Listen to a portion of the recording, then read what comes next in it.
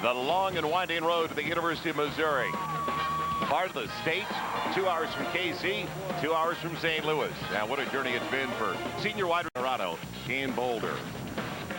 College Football Saturday, presented by Kia Serra. Welcomes you to Columbia, Missouri, as the number 3 team in the nation, the Oklahoma Sooners, matches up with the surprising Missouri Tigers. Hi, everybody. I'm Joel Myers alongside Dave Lapham, and welcome to Mizzou. Well, the Tigers, Dave, for only the 3rd time since 1983 are 3-1 out of the gates. But this is going to be their first severe test.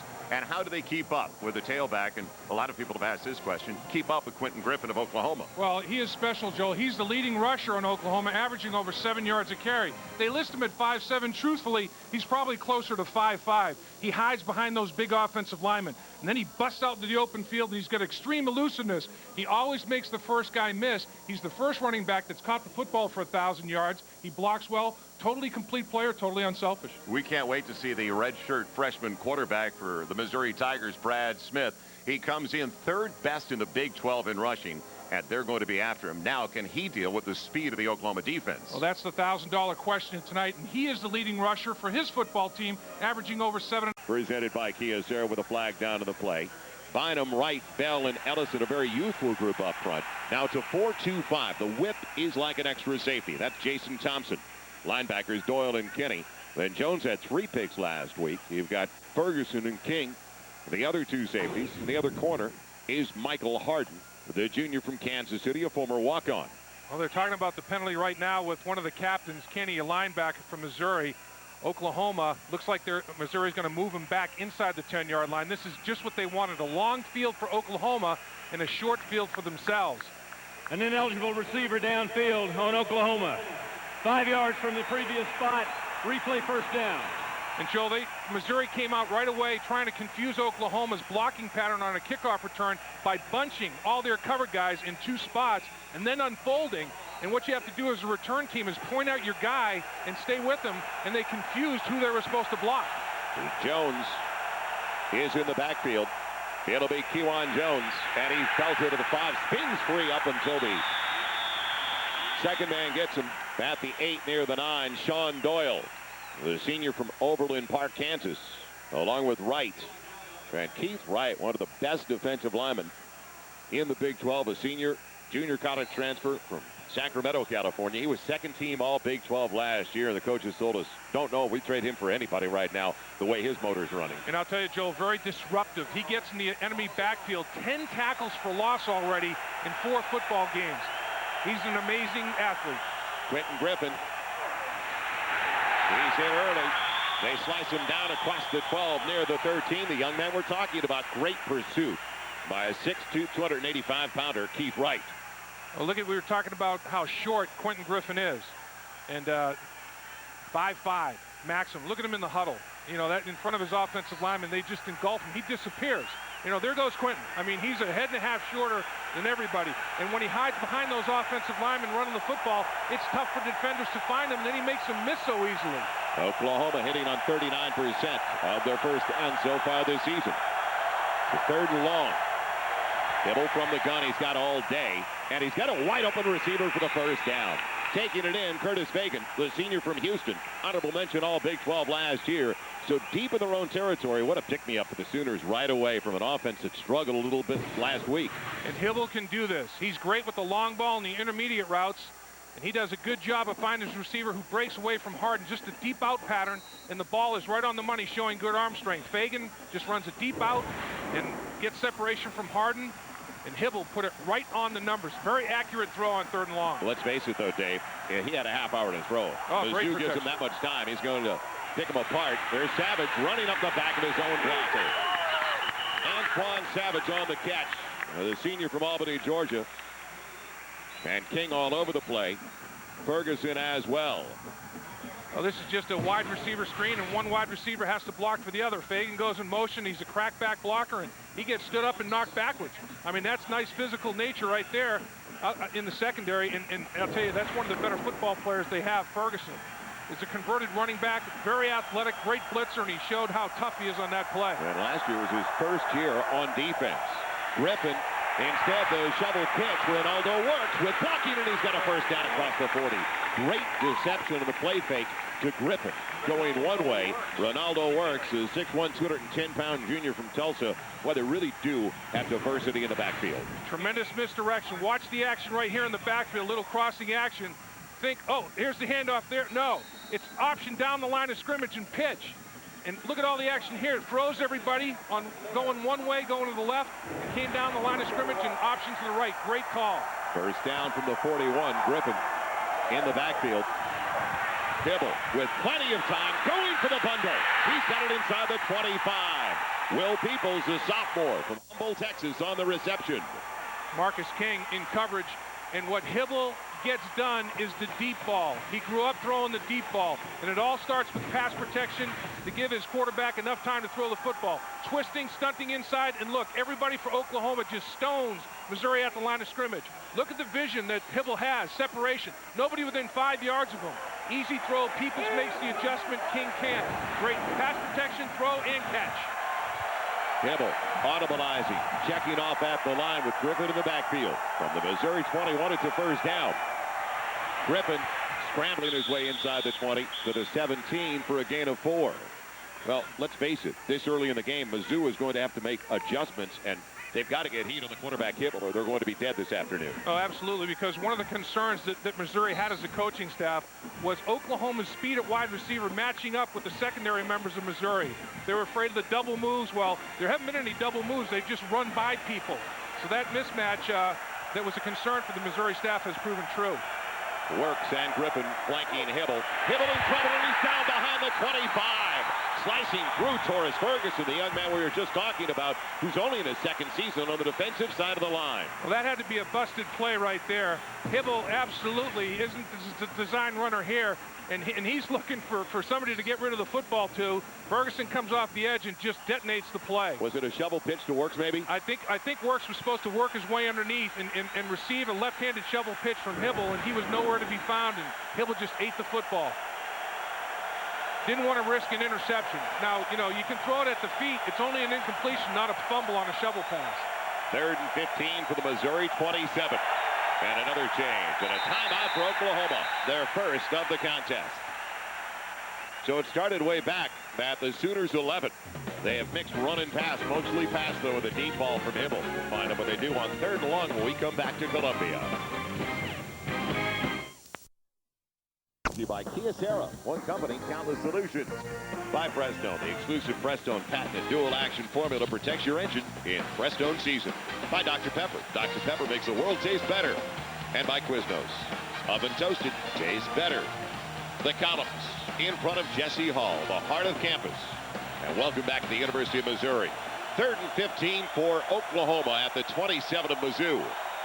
Hybl, will he have enough time again? Now pressured.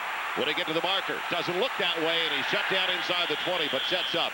Good field position. The field goal attempt as Kinney caught up with him, the linebacker, near the 16. Well, the aborted shovel pass comes up large, because if Hybl doesn't have to take those yards in loss, they might have a first down.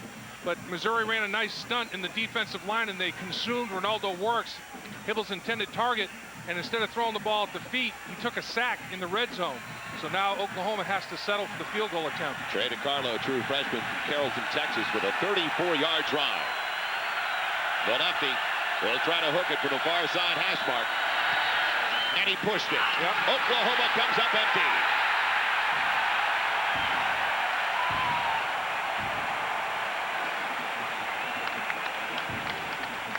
So DiCarlo came into the game 4 for 5. He's now missed 2, and Mizzou gets it for the first time. Back to the heart of the Show Me State of Missouri. We are 2 hours from St. Louis, 2 hours from Kansas City, and this may be the prettiest fall football weekend we have had yet. Joel Myers, Dave Lapp, Merrick Clemens in Columbia, 67,000 here for the matchup between Missouri and Oklahoma. And now Brad Smith, the redshirt freshman quarterback, with Zach Abram in the backfield. And they're throwing the slant on first down as it's knocked away from Justin Gage. His first catch of the day, and it's a record setter. Well, Brad Smith, 98 yards a game. The redshirt freshman from Youngstown, Ohio, leads the attack for Missouri. Kia Sarah is starting 11 for the Tigers. Dreggy Palmer, the experience on the left side, Rickard, Giannino, and Pathrath up front. And Abron and Gage, Outlaw, James, and Fredrickson, the skill guys.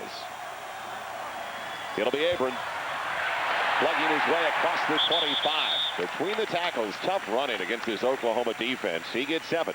And now for one of the best defensive units in the country, the Kia 7. Starting lineup defensively for Oklahoma, Wilkerson, Harris. Keep your eyes on 97 today. Klein up front, along with Jackson. Jackson, Mitchell, Teddy Lehman. For the linebackers, Perkins on one corner, Derek Strait on the other, Bassey and Everidge. And a lot of people around the country have gotten to know these names over the last couple of years. Oklahoma has been that efficient defensively. Now, 3rd and 3 for Missouri. Will Smith keep it in his own hands? Will he run for it? He's looking for a seal, and he maneuvers. He gets it across the 30. Boy, what patience by a redshirt freshman. Dave, he didn't exactly rush the play, did he? No, he didn't. He showed that poise and patience that we've heard so much about. And when you're an All-American like Tommy Harris, you get double teamed. He's fighting a groin injury right now. He's still not 100%, gets chop blocked right there. And he went down like a big old timber. He's not happy about that, but you get a lot of attention paid to you when you're Tommy Harris. And I'll tell you, the coaches for Oklahoma said, we don't want 3rd and medium because Smith will kill you on 3rd and medium. Too many options. We want 3rd and long. Smith looking at the quick rhythm play. In trouble and gets away from Harris. He had room, but he'll throw instead. And he's close to a first down as the catch is made by Marcus James, the junior from Liberal, Kansas. So he could have run for a few yards, but he saw about 8 or 9 in front of him. Well, that's another creation of a play by a true freshman, a redshirt freshman, 18 years old. Won't be 19 years old until December. And all he did that time was stiff arm the All-American Tommy Harris to the ground and get out of pocket and throw the ball for positive yards. 1 yard short of a first down. This kid is special. Well, Gary Finkel told us yesterday, so you got to remember when he made his official visit, he was a senior in high school. He was still only 16. Right. First down, make it 2nd and a yard for Mizzou. Abron maneuvering and angling. He's got a first down to the 44. Shut down out of the secondary by the linebacker, Lance Mitchell. Had a good job because after reversing his field, if Mitchell doesn't get him, it could have been a big gainer for Missouri, working against an Oklahoma defensive unit that comes in today 10th best in the nation, giving up only 262 yards a game. They're 9th against the run. That is 88 a contest they hold their opponents to. And 5th best in scoring defense. So that's what Missouri's got to deal with today. And all that team speed, they're fast everywhere. Out of the gun, it's a draw. Smith breaking tackles and barely tripped up after a gain of 4. Everidge got him the free safety. He is elusive. He got away from Tommy Harris in the backfield. Well, this fall, get your NFL fix a day early. You can get it tonight, in fact, late tonight. The NFL show on Fox Sports Net. Michael Irvin, Tony Siragusa, Tommy Davidson also in there, Chris Myers. Get ready. It's all brought to you. The NFL show by the U.S. Postal Service. That's tonight after college football only on Fox Sports Net. 2nd and long for Missouri at the 48 of the Tigers. Abron again, making a miss. He's got a first down. And this young man, as well, is off to a sensational start for the Missouri Tigers. He comes in 6th best in the Big 8, or Big 12, I should say, in rushing, Dave. 82 yards a game. Well, I'll tell you what was done on the backside of the offensive line. On the top of the screen, watch the cutoff block. Lead block by the fullback. Tremendous effort. Pancake here on the front side. But look at this seam. Look at the backside right here. Just blow it up. Now it's one-on-one. He makes the unblocked guy miss. Zach Abron does. Nice play. Nice blocking up front. A huge, huge cavity to the Red Sea party. First down, Missouri in Oklahoma territory at the 43. Smith in trouble. Overshooting his man, and he's lucky it wasn't picked off as he wanted to go to the tight end, Ben Fredrickson. So that was the first poor pass or decision we've seen from Brad Smith. Well, Brad Smith, you talked about when he was a senior in high school, Joel, 16 years old. When he came to Missouri, 6 feet, 178 pounds, only 17 years old. Now, 6'3", 200 pounds, a late bloomer. They've got themselves a diamond in the rough. His upside potential is enormous, and his learning curve is going straight vertical on a daily basis. Now on 2nd and 10, quick one underneath. Gage has the record. He is now Missouri's all-time reception leader as he's brought down by Teddy Lehman. So congratulations to a guy that has persevered. Played basketball early in his career. came in with 151 career catches, and that tied him with Kenny Holly. Has surpassed the totals of Holly, who was set between 90 and 93. I'm sure he wishes it was more than a 1-yard reception, but it is a record. And I'll tell you, this guy is, now that he's concentrating solely on playing the wide receiver position, he's really polishing his route running abilities, running more precise routes, getting in and out of cuts. Got great hands and great size, obviously, because of that basketball. Now 3rd and 9, press coverage on the outside. Smith looking for Gage on the slant, and it's deflected at the line. It was deflected before it ever got close to Gage, so a punting situation coming up for Missouri. Missouri will once again play field position, try to pin Oklahoma back inside their own 10-yard line and make them go long field. Because of that poor field position on the first drive, even though Oklahoma moved the football, they couldn't score. The field goal was missed. This young man may be the key to the attack for Missouri today, because he's got to keep it away from Antonio Perkins, and who's had 2 punt returns for touchdowns already this year. He'll directional kick it to his left on this time. Kick it away from Perkins to his left. The punter's left. Brock Harvey, as you said, angling it over to the near side, over the head of Perkins, and it takes a Missouri roll, but it doesn't die. It hits softly inside the 10, finds the end zone. So a short one net-wise for Brock Harvey, as it was only a net of 22 yards on the punt, and now Oklahoma has it for the second time at their own 20-yard line. Well, Perkins not only 2 punt returns for touchdowns, Joel, 91 and 82 yards, long returns for touchdown. Well, Quentin Griffin, the one who always gets so many touches on our healthy choice leaderboard among Division 1A running backs. He's got 32 consecutive with at least 1 catch. He's got over 1,000 yards in that department. The only running back ever in Oklahoma history to do that. This time it's Kewan Jones. And he's dropped trying to turn the corner by James Kinney. Good speed by the sophomore from Kankakee, Illinois. Kewan Jones is their short yardage specialist. Normally, he's got 6 rushing touchdowns. He's been the goal line short yardage guy, giving Mr. Griffin a little bit of a break on that play. Griffin checks back into the football game, and Jones checks out.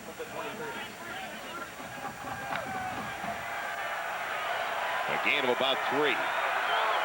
Call it 2nd and 7. 10 minutes gone in the opening 15 minutes of play. Hybl looking underneath, close to the first down, and struggling trying to get it as Will Peoples.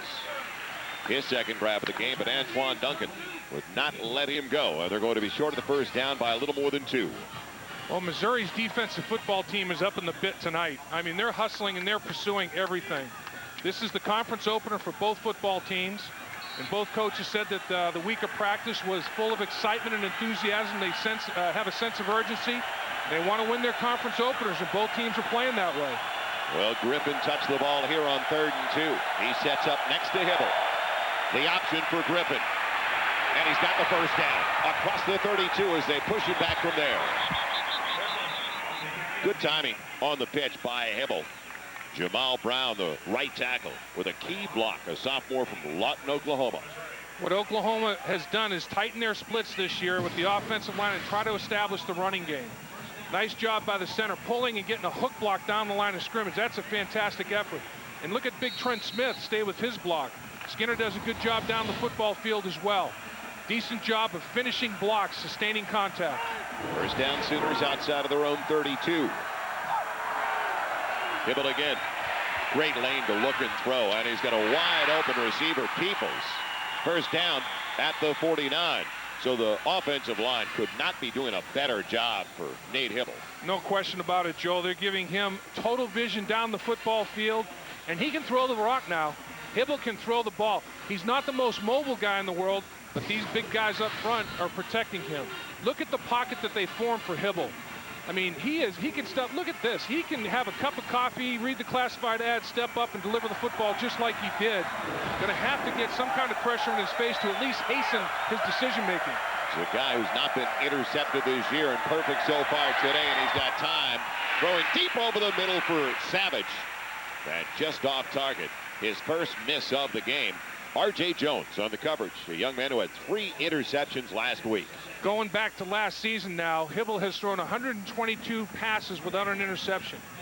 And that makes 90 of them are this season. So Hybl is making good decisions with the football. He's not beating his own football team. Game management, what coaches talk about. 2nd and 10 for the Sooners. The ball to their own 49. It'll be Jones trying to sprint his way up the middle. Boy, was he horse-collared down in a hurry by Antoine Bynum, the left end, a senior from Parkway Central High School in St. Louis. Well, what Oklahoma's trying to do, talked about a little bit earlier, tighten the splits and establish a ground game. And look at those 2-point stances. Still have to get the pad level low. And the pad level not quite low enough. And Bynum with a great disruption right there. Took on two, didn't he? Took on the double team and got his pad level lower than theirs and won. In football, it's physics. Low man wins. Now can Hybl negotiate 9 yards.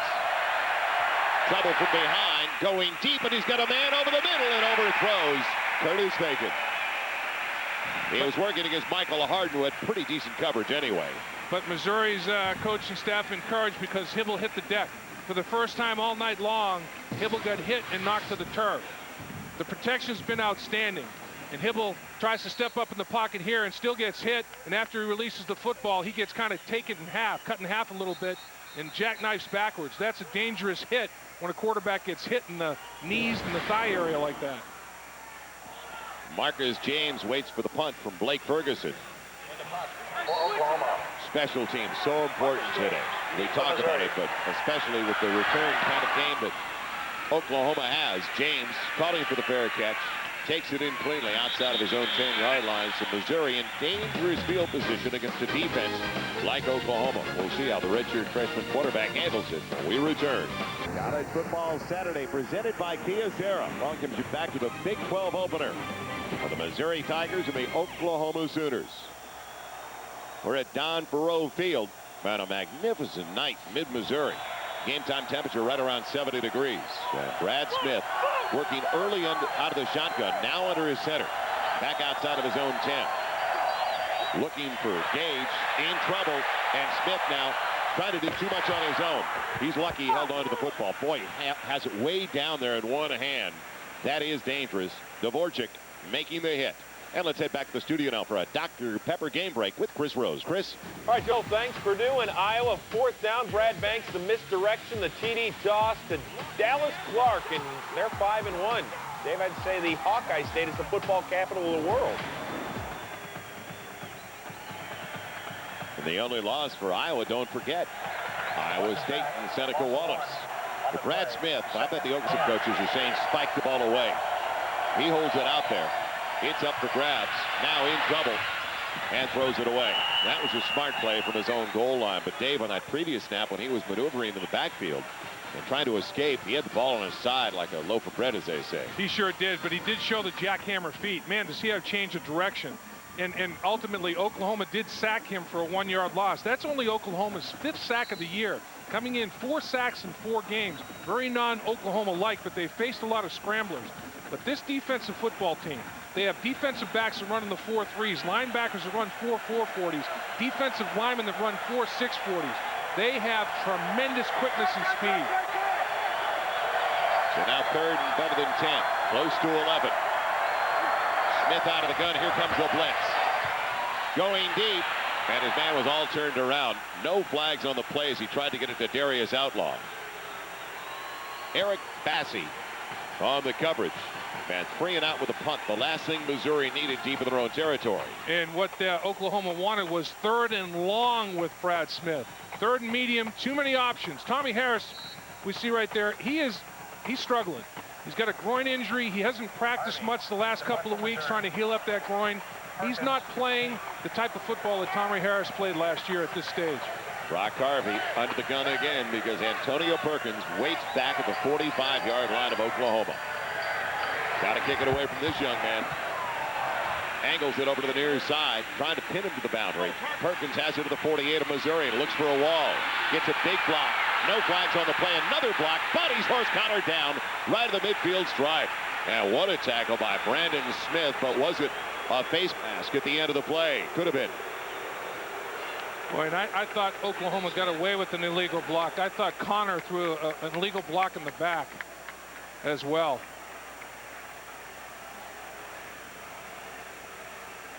Will it be 5? or 15. When you bring your hands up around the headgear, that's what you're in danger of. You get up around the shoulder pads and the headgear, you're in danger of exactly this, just grabbing and ripping. On Missouri, 5 yards from the foul. First down. And that's Brandon Smith, linebacker, with the penalty. Dr. Pepper, Big 12 Player of the Week, just talking about Seneca Wallace. Against Nebraska, 220 yards passing, rushed for another 50. He does everything for that team, but what a tough schedule Iowa State has coming up. I mean, they hit the road for some of the most difficult contests that any team in the Big 12 will see in the second half of the season. Not only the yards, but Seneca Wallace threw for 1 and rushed for 2, a touchdown maker against the Cornhuskers. Quentin Griffin, short side of the field, and decent yardage for 5. Down to the Mizzou 40-yard line. They'll give him the 39, in fact, so call it 6 for Quentin Griffin. On a tight side, R.C. Jones bringing him down, the cornerback. Well, you know, talk about his height. I'm saying 5'5", but he's 190 pounds. He's stacked. I mean, if this guy were 6 feet tall, he'd be about 230. So he's got deceptive strength. I mean, he squats 635 pounds. He runs a 4.35 40. He's a player. Well, what's so great about him, the 55 catches last year, that he can get touches in so many different positions. The shovel pitch, the handoff, downfield he goes, and now Hybl running the options. He'll keep it himself, and he'll get a first down. The Missouri 35. They may need a measurement, but he's close. He's put down with a whip. Jason Simpson. Well, that caught Missouri by surprise to have the not very fleet-footed or quick-footed Hybl running the option into the boundary. And especially when you've got a true freshman with no experience, really hardly any repetitions, even in practice, Paul Thompson as his backup. They're high on him. You know, they're not sure they have a Smith on their hands like Missouri does at this stage, but they are high on him. But as you say, Joel, he hasn't shown his ability to play yet, and they're about a credit card short. You slide a credit card in there, can't you? Well, let's face it. Hybl is taking maybe a third of the reps. White starts the season, so he's taking 2/3. Right. So what's left over, if anything, was Paul Thompson through the first few weeks of the season. Running the other team's plays. Without a doubt. I mean, that's all he did was get his defense ready by running the other team's snaps. So, and there's Thompson. Very, very athletic quarterback. You know, he's one of the new breed, can create plays with his feet as well as a very, very strong throwing arm. But there's nothing like game reps. I mean, you can practice all you want all day long until you get out there and have to make decisions at game speed. It's a different animal.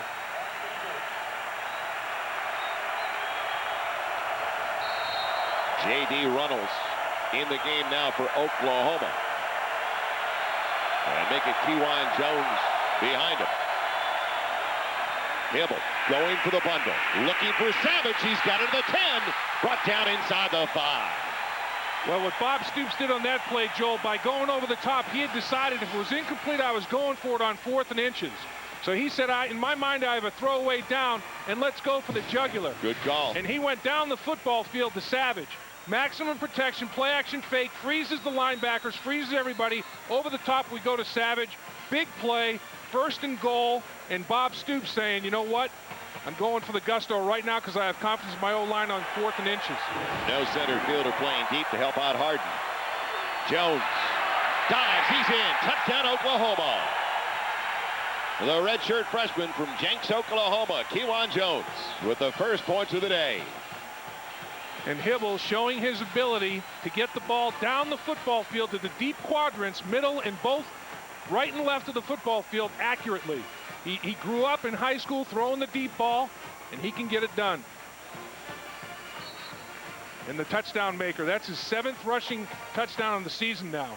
He is the short yardage goal line machine. Trey DiCarlo, 18 of 19 on point afters so far. Makes it a 7-0 lead for the Sooners. There's 65 seconds left in the first 15 minutes of play. The number 3 team in the nation finds the end zone. These people are getting answers to the most important questions they'll ever ask. Questions about their health. 7-0 lead for Oklahoma over Missouri. The Oklahoma Sooners, one of the 3 undefeated ones. The only conference, the Big 12, with 3 undefeated teams to start play today. Texas already won, barely got by Oklahoma State at home 17-15. Colorado upset Kansas State, so Kansas State suffering their first loss, and now Oklahoma with the lead. James and Ferguson back deep. It'll be Marcus James on the short one at the 9-yard line. Looking for a wall, and make it Ferguson instead as he's crossing the 25 and put down at the 28-yard line. Well, there's a former running back before he converted to defense, and he showed a little bit of running back ability there. The big play on that last touchdown drive was the 3rd and inches down the football field to Savage over the top. Hybl with a little play action fake, 2 tight end set.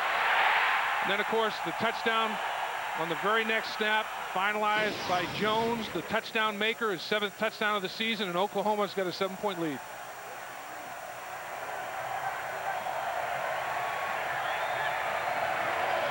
Great field position for Missouri as they start their 3rd drive of the day, and Zach Abram, the junior from Francis Howell High School in St. Louis, pulled down by Lance Mitchell. No gain. In fact, he lost a yard. So we talk about this defense and the way they can wear you down, and we're seeing it early in the first quarter. Well, when you have a defense that's got tremendous quickness at the line of scrimmage, Joel, you do a penetration, a one-gap penetration scheme, and try to disrupt the timing and blocking assignments of the offensive line. 2nd and 11, 2 to each side. And Smith now on a double move as a wide open receiver and overthrows Justin Gage.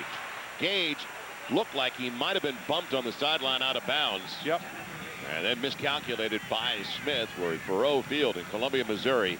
It is an absolutely perfect setting, and what a day weather-wise as the Missouri Tigers get together with the Oklahoma Sooners. And for those of you that were on Sports South watching the Angels and the Yankees, Joel Myers, Dave Lapham, Eric Clements in the middle of Missouri. And will it be a ball game? Missouri comes in at 3-1. Oklahoma undefeated. And Missouri in trouble again on 3rd and long. Smith with the pocket holding up. Now in trouble and overshooting everybody. He takes his shot from Tommy Harris at the end of the play. And it's going to be 3 and out again for the Tigers. Well, Tommy Harris wanted to get something for all of his work. And this guy is an effort guy. Once again, getting double teamed. He finally works his way up the football field and gets a shot on Smith after he unloads the football. This guy is a special athlete. He can bench press 315 pounds, 20 reps. I mean, that's a man. 287 pounds, runs a 4.640. That's unfair. That's a genetic marvel right there. Brock Garvey punts again in the final seconds of the first quarter to Antonio Perkins. Let's see if he can get it over to the left side. Tries to angle it again. Keaton to the boundary. He's going to hang this one up high. It's at the right hash mark. Little hang time right down the right hash mark. And they go in the reverse.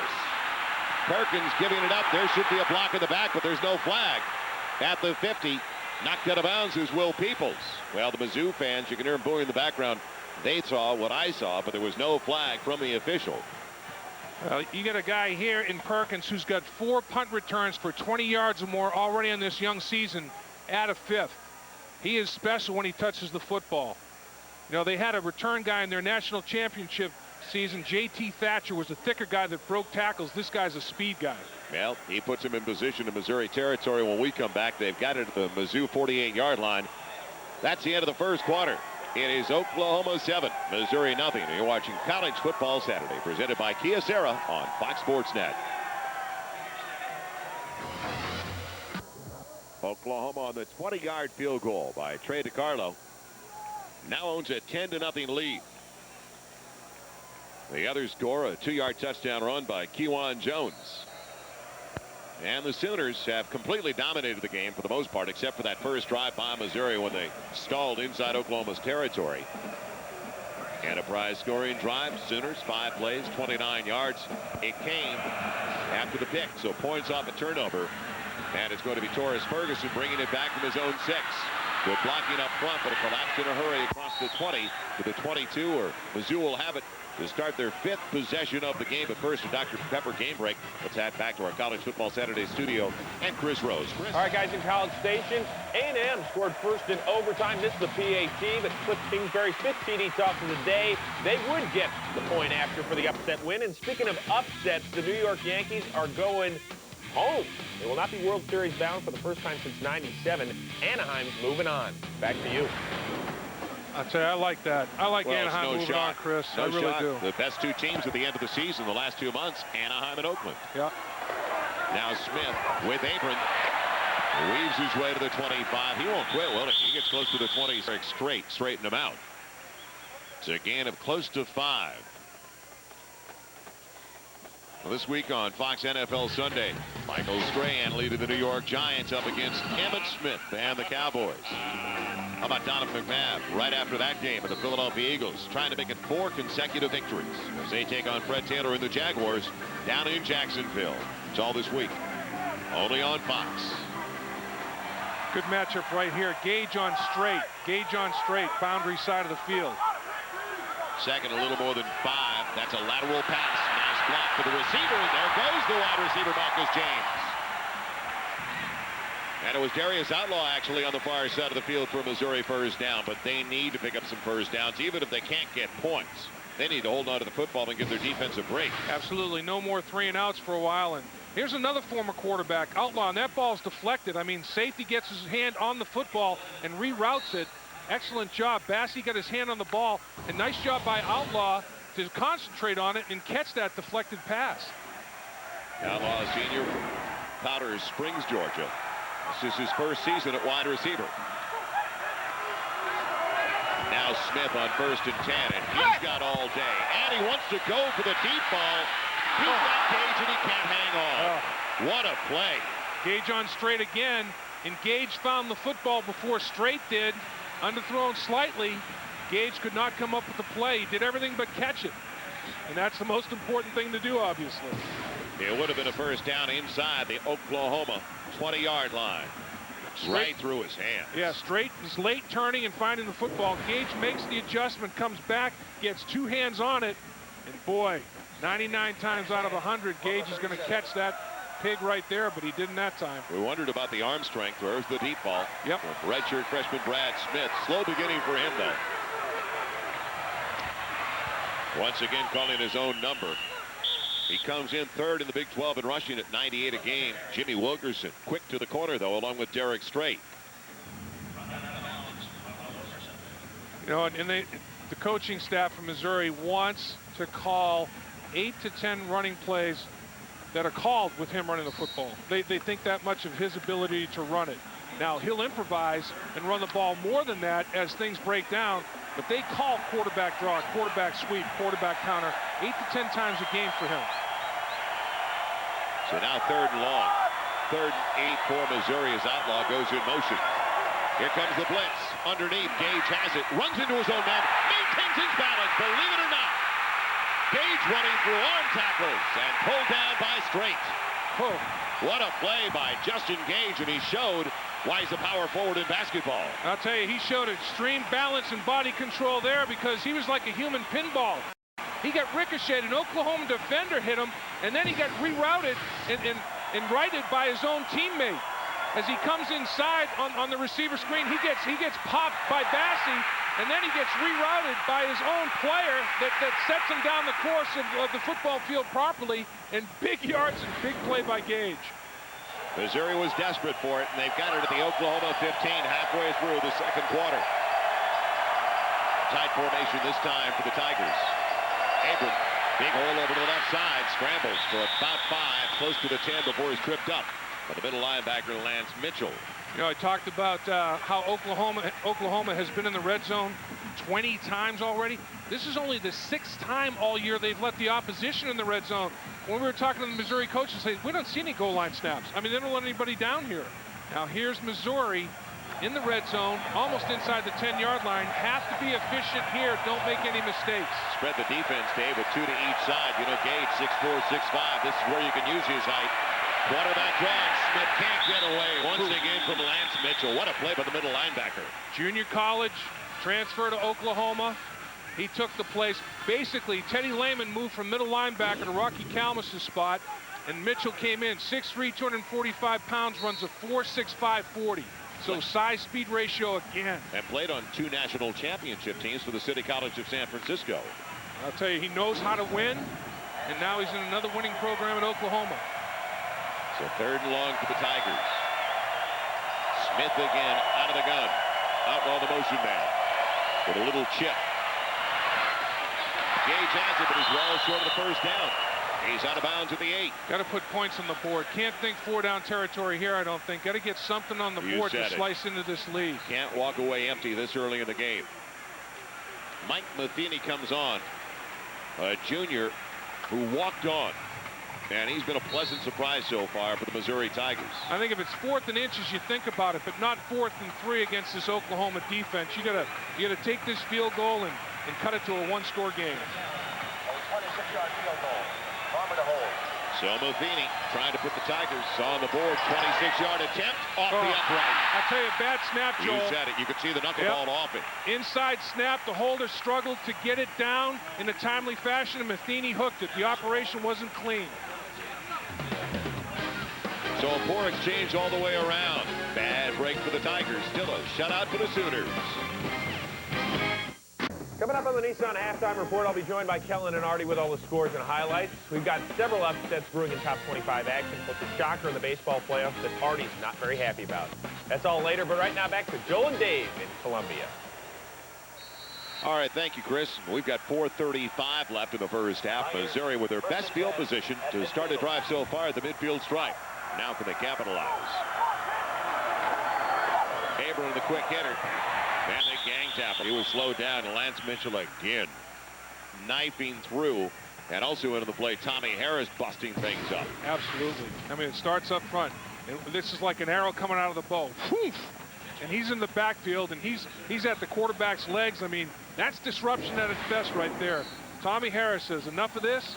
I'm getting up the football field. Man, what a get-off. Defensive player of the year as among freshmen last season. They shift Gage to the short side, matching up the straight once again. 2nd and long, 2nd and about 13. Gage on a little screen underneath. Justin Gage pulled down by the ankles, short of the first down by 3. Derek Strait saved that one. Joel, you know, the Missouri coaches had a game plan, a formula, how to handle the speed of Oklahoma. 3-step drop to get the ball out of there. Run screen passes to slow down the rush.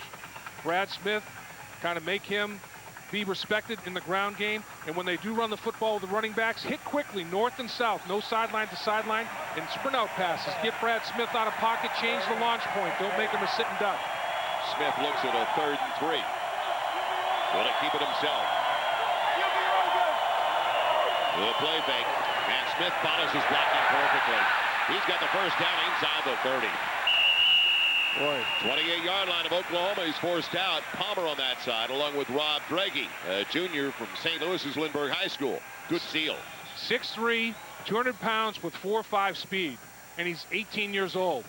I'd say this man has an upside potential. That's phenomenal. What about a cool customer as an 18-year-old? Really, I mean, poised beyond his years. The coaches say he's 18 going on 38. I mean, just an unbelievable person. Great leader for this football team. Natural-born leader. First and 10 Tigers at the Sooners 28. Hybl made a miss in the backfield. Only gets a couple after all is said and done, though. Down to the 26, tripped up by the end Jonathan Jackson and Eric Bassey, the strong safety. So Missouri's got to have a running game. They can't put too much pressure. And they had some success early on the ground, but it's been shut down recently by Oklahoma. And Smith with 7 lugs for 55 yards, the leading ground gainer once again, averaging almost 8 a pop. Just like he has all season long. He's averaging over 7 yards per carry coming in. He's doing nothing to hurt his average tonight. But for Abram, it's 10 for only 26. Somebody else has got to get it going out of the backfield. Smith on the deeper drop, in trouble, and dumps it off. It's his tight end, Ben Frederickson. He only got a yard to the 25. Good recovery in the secondary by Oklahoma. So Brad Smith again showing his poise and his patience. Didn't tip his hand early, did he? No, he didn't. He held on to the ball to the last possible minute. This guy is, man, he is the cool, calm, collected customer they talked about. And all 3 timeouts remaining for Smith and Missouri. And they may want to use one here. This is a big 3rd down inside of 2 minutes to play, and they will. You know, a guy like that at 18 years old, that is that calm, he's got huddle presence. I mean, everybody in that huddle is looking at him saying, I know you're only 18 years old, but I know you can play, and I know you're our leader. And that's big early in his career. As Dave mentioned, 6'3", 200 pounds is the dimension so far for Brad Smith. He's only 18. I've seen plenty of kids get to college and grow another inch or two or even more. And everybody's talking about the comparison with Seneca Wallace. Remember, Right. Seneca Wallace is 5'11", a little more than 200 pounds. But they both have that escapability and as you said, huddle presence. And remember, Seneca Wallace is a senior. We're looking at a redshirt freshman. Now, if he's being compared to Seneca Wallace as a redshirt freshman, it's hard to project him as a senior, what he might be able to do. I mean, because his growth chart is going straight vertical, mentally and physically. And remember, this is only his 5th college football game, and it's against the 3rd-ranked Oklahoma Sooners, who arguably, if not the best defense in college football over the last 3 or 4 years. There's not a whole lot of company with them. Comes in today second to the Big 12 in total offense. We're not going to break their rhythm tonight. Yeah, I don't care what we say. I like that look. I'm requesting right now pink hair next week. Yeah, that's good. I like the propeller. Spin that thing. This is so convenient, though, for the two cities, the principal cities in the state. It's exactly 2 hours from Kansas City, exactly 2 hours from St. Louis. They do have a great football weekend in Columbia. College Football Saturday presented by Kyocera returns to Fox Sports Net next week. The Golden Bears of California match up with the 18th ranked USC Trojans in a Pac-10 showdown. It all starts with the College Football Saturday kickoff show, 11:30 Eastern, 8:30 Pacific, right here on Fox Sports Net. Now the key 3rd down for the Tigers, and Mizzou so far 4 of 8 on their 3rd down tries. They send James in motion. Plenty of action to the backfield. Inside the 20. There goes Gage. Will he take it in or Jake? It is. Brad Smith hanging onto the football. What deception in the backfield. Joel, it was the exact same play that he ran earlier with Zach Abram coming underneath and him running the quarterback counter. Good blocking on the right side of the offensive line. They pulled the left guard and left tackle, and they escorted him around the corner. Great play. Little fake Abram. Here comes the off guard and off tackle. They get their blocks, and off to the house goes Smith. Excellent call. A design quarterback run. Remember, when Abram is in the backfield with him, that's not a 1-back set. That's a 2-back set. And he showed he's as good as any running back in the Big 12. What does that mean to Missouri going to the locker room? A 25-yard touchdown run by Brad Smith. There's going to be a celebration penalty, which is not going to help Michael Matheny and the entire team that handles it. Farmers, you mentioned, the holder. The snapper is Scott Seals, a junior from right here in Columbia. Gary Pinkel's on the field going crazy. He said, what is that? What's that all about? He wants an explanation. He didn't see any excessive celebration. He's saying, for crying out loud, it's the 3rd best team in the country. And you saw what he just said? Both sides. Yeah, exactly. And Gary's not happy at all. And that's a disciplinarian, and Gary will talk to his team. But I didn't see anything excessive, Joel, unless somebody said something. And you can't see that, obviously. You can't hear it from way up here, but this is a little bit of a challenge for PAT now. It's just a little outside the 25, so a 35-yard extra point try. Another bad snap, but Matheny right on target. Yep. I'll tell you, Kirk Farmer has got good hands. Kirk Farmer's making bad snaps makeable. In the Big 12, if Missouri could hang close in the first half with the Sooners, they could make a ball game of it. Well, it's only a 3-point deficit now. Savage and Perkins wait for the kickoff. And backpedaling with no momentum. Savage will keep it right in the end zone. Another look at the great deception of Brad Smith. Watch Abram take the defense this way. Backside guard and tackle both pull. The old counter. Watch Tony Palmer cover up on his block. Great block right there. Boom. That's a tough guy. Oklahoma offered him. He came to Missouri. Downfield block by the wide receiver. Tremendous effort right there by James. And then special by Smith. He's got the jackhammer feet. He can make people miss. Great execution, great call. You know, you were just talking about Tony Palmer, who's making his 2nd career start, a redshirt freshman from just outside of Norman. This young man was offered a scholarship by Oklahoma, but it was already a commitment to Missouri, and he lived by his commitment. That's a stand-up guy right there, and he's loving this matchup. Now Hybl hit again. As he released it, he was hit by Keith Wright. He's been on his wall a lot with Wright on top of him. Well, it's back, and it's better than ever. The undisputed champion of pregame shows. It's all coming back as JB, Terry, Howie, and Jimmy kick off another NFL weekend. And this week, NFL legend Joe Namath joins the guys, tells them who he thinks the elite quarterbacks in the game are today. Fox NFL Sunday. It returns this week only on Fox tomorrow morning, all followed by Giants, Cowboys, Eagles, and the Jags. And Missouri has taken over in this quarter. Quentin Griffin trying to get a first down. He's close. Out of bounds.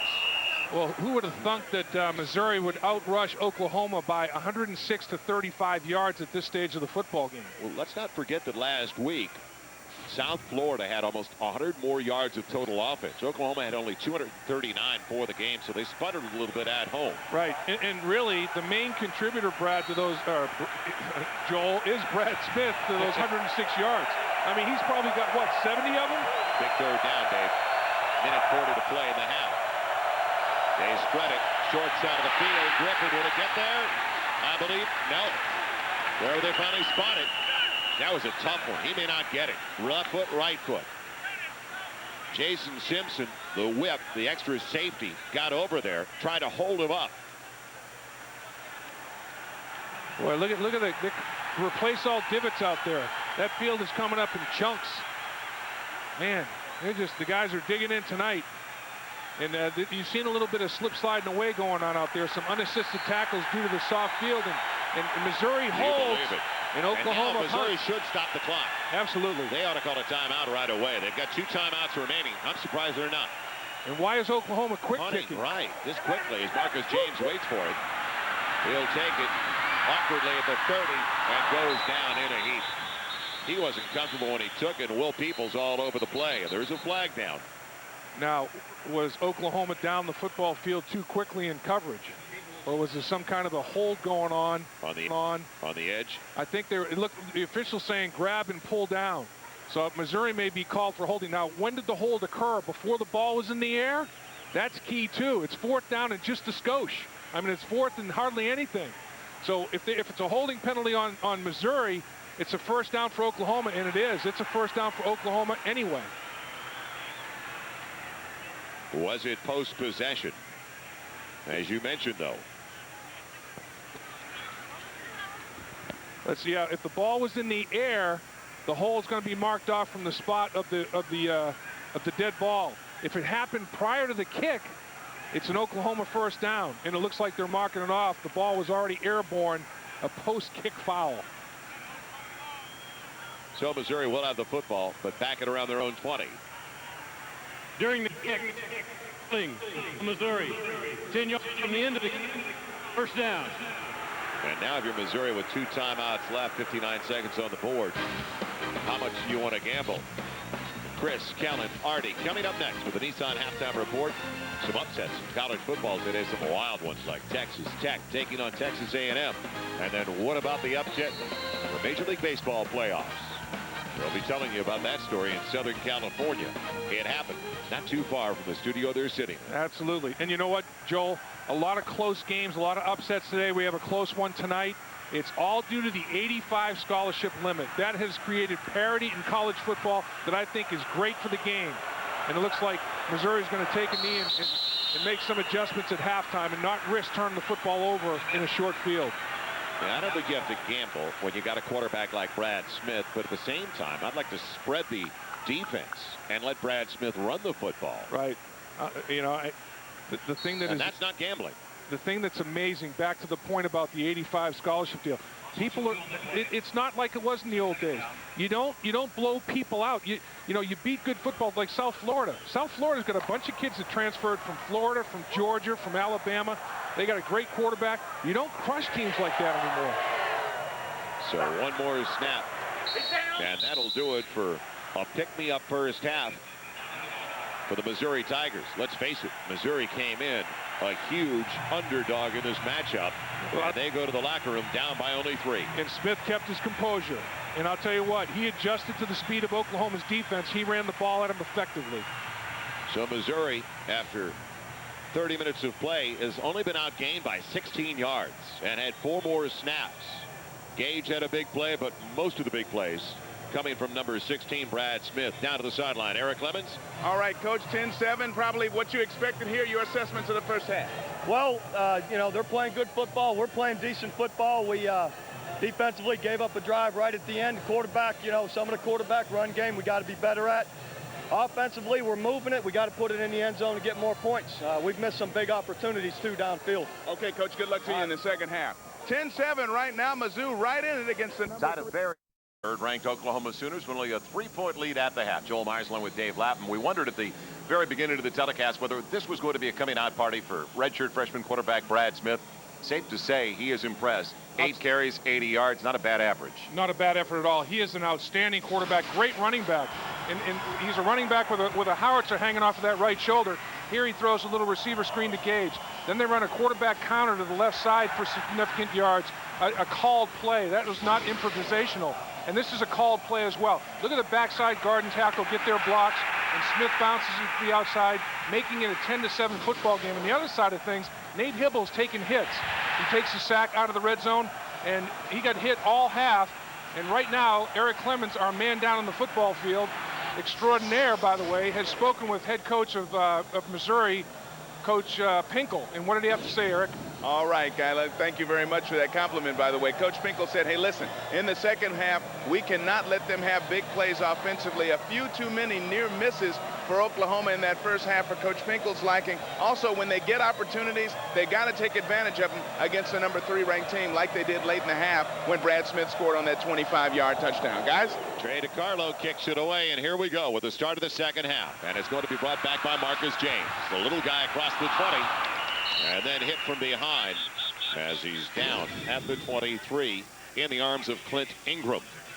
Well, the Mobile T first half numbers. Missouri came back in the second quarter. In the rushing yards, the difference. Yep. Missouri staying in the game, but don't forget 80 of the 102 belong to the quarterback. And really everything else fairly even Steven. Third downs, neither team. Missouri doing a better job actually on third down. 1 turnover suffered by Missouri. The redshirt freshman Smith threw an interception, but that's been it. Great football game. Both teams playing at a very high level. Well, now we're ready to go after a bit of a delay from the referee. 3 wide receivers set, and Apron the only one in the backfield. From the 22 for the Tigers. And Smith in trouble. Trying to run through people, but they're too big, and especially the play of Jimmy Wilkerson, the left end, the junior from Omaha, Texas. So that was busted from the start. His knee almost went down right away. Jimmy Wilkerson led this Oklahoma defense last year with 18 tackles for loss at the defensive end position. He gets another one tonight. And here's a guy that played quarterback in high school, Jimmy Wilkerson. And he rushed the football for 1,400 yards and threw it for over 1,200 and had 111 tackles as a linebacker. Kept getting bigger and stronger, now playing defensive end. Great athlete up the edge. Loss of 4, short drop. The tight ends available past the 25. And they get it to Ben Fredrickson, the senior from Westminster, California. Wilkerson on top of him again. And Brad Smith, where has he thrown the ball successfully tonight? Well, not very successfully down the football field. He's been very successful checking down in the intermediate ranges. He's got 3 completions, about 7 yards a pop on the left side, averaging 3 yards of completion. But this big one down the middle was a big play. Now on third, a little more than 3, almost 4. This is where he's had all the success. The quarterback run out of the shotgun. Will it work for the first down? No. They stand him up right at the marker. He did not get it. Wilkerson pushing him back with the help of Lance Mitchell, and he looks like he's about a foot short. You know, he reminds me a little bit of Michael Bishop at Kansas State with his ability with that quarterback running package out of the shotgun. Michael Bishop was a thicker, stronger player. This guy's getting more speed. Smith is faster than Michael Bishop, a different type of runner, but equally effective. Well, it looked like he's short, and it looked like he's short by about at least a foot. Kid never quit on the play, though. Give him credit. It looked like he wasn't going to get close. Good call, Joel. So it'll be a punting situation coming up for Missouri.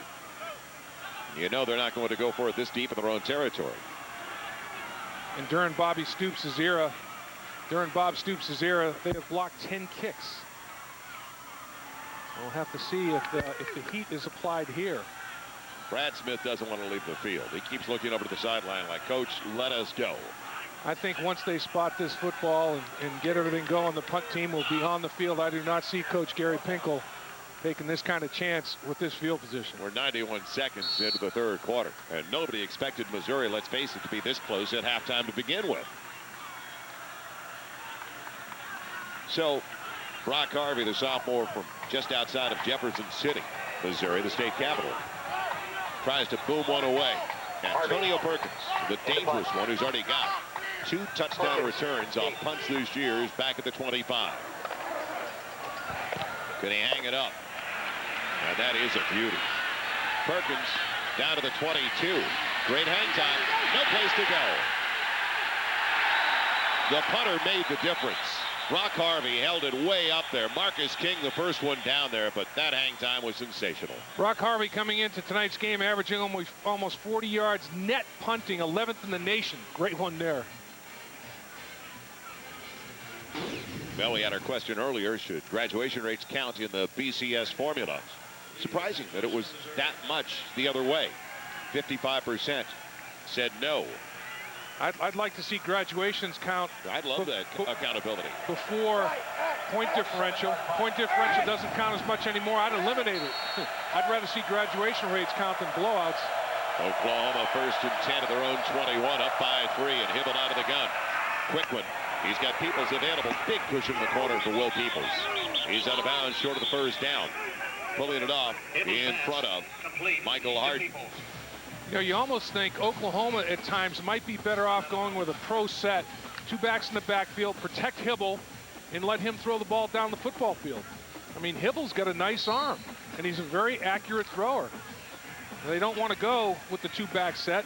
Oklahoma just doesn't do it at all, but Hybl could thrive in that. 2nd and 2. Griffin spins. He's close to the first down. I believe he got it. Sean Doyle tried to deny him, the senior linebacker from Overland Park, Kansas, but good pursuit down the line. As Doyle got over there, also R.J. Jones. R.J. Jones had 3 interceptions against Troy State for Missouri. That set a school record. 3 picks in 1 game. That's a nice night. So the rebuilding, and it really is a rebuilding program for the University of Missouri. They had their problems in the second half of last season, but now they put more speed at positions. And Coach Pinkel told us, I remember last year when we spoke with him before the season ever began, Dave, he said, I've taken a fullback and put him at defensive end now because I lack team speed on the defensive side of the football. So they had to make early adjustments, but it seems like with some of the kids they brought in that are either working as true freshmen and playing now, or the ones on the scout team, they might have turned it around already. Well, what they did in the first half with Oklahoma was noteworthy. Oklahoma had outscored the opposition 85-3 in their first 4 games in the first half. And Missouri scored the first touchdown of the season against Oklahoma's defense in that first half, and only down 3. That's significant. So now 1st and 10, Hybl out of the gun. And throws it away. Just trying to get it away in the neighborhood of Quentin Griffin. But don't forget, you can start with the NFL later tonight on Fox Sports Net. It's all presented by the U.S. Postal Service, the NFL Show, Sarah Gusu, Michael Irvin, DeMarco Farr, Tommy Davidson. Chris Myers try to corral those guys. Irvin matches up. He'll take on Tampa Bay's Warren Sapp. They go one-on-one. We'll dissect the fantastic finishes of some of the close games over the first 4 weeks of the season. Saragusa also picking his 6-pack for this weekend's games. Now the quick one out to Quentin Griffin. And good pursuit down the line. Actually, that's Trent Missouri. Smith. And it was Trent Smith. Yeah. The tight end over on that side. And actually, he lines up in the slot. What they do with him, about half the time he lines up as a normal tight end. Then a lot of times he'll line up in the slot or as a wide receiver. If you want your kid to grow up to be a receiver, listen up. And know when to go down. Ooh. I'll tell you what, 4 or 5 Missouri, you talk about gang tackling, he got peppered by about 4 or 5 defenders. That's running to the football. Oklahoma only 3 of 9 of their third down tries. Missouri stacks the line. Hybl on a quick slant, and it's a completion. Taking it in, Curtis Fagan. Will he go the distance?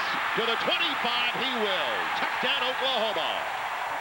Mizzou gambled, and they were burned. R.J. Jones is the guy that rolled the dice. R.J. Jones went for the interception. What you have to do, if the ball is going to be caught by Fagan, tackle him and limit it right there. Jones went for the football, did not get the football. Fagan caught the football and took it to the house. Big gamble by R.J. Jones. Watch him right here up top. There's Fagan. Watch him go for the football. No, doesn't catch the football, doesn't make the tackle. Off to the races. That's a big play. You have to give Oklahoma credit, and you have to give Fagan credit. But Jones took a big risk. DiCarlo got it through just barely. Almost hooked it. And Oklahoma has some breathing room early in the game, or early in the second half. 3.5 minutes gone by in the third. Sooners lead it by 10. Brought to you by Kia Sarah. One company, countless solutions. By New Mix Grills from Healthy Choice. Big grill taste without the grill. And by Dr. Pepper. Dr. Pepper makes the world taste better. What a view of the columns. Jesse Hall. Beautiful night in Columbia, Missouri. The Big 12 opener. The Missouri Tigers and the Oklahoma Sooners. And Oklahoma with a big play. Shadanya Mitchell going back along with Marcus James. Man, James wanted to bring it out. He'll stay in the end zone. And Missouri will have it for the second time in the second half. They went 3 and out with a punt the first time. Starting to their own 22. The big play. And you've got to worry when you're Missouri because not many teams can score 17 or more on Oklahoma to begin with. They only give up 10 points a game. That is 5th best in the nation in scoring defense. And what Missouri was hopeful for was a low-scoring game, get into the fourth quarter, still in the hunt. And that can happen. But they have to answer here in the third quarter with points on the board. They have to cut it to a one-score game. Got to get a touchdown or a field goal to cut it to a one-score game and not be down 2 scores going into the fourth.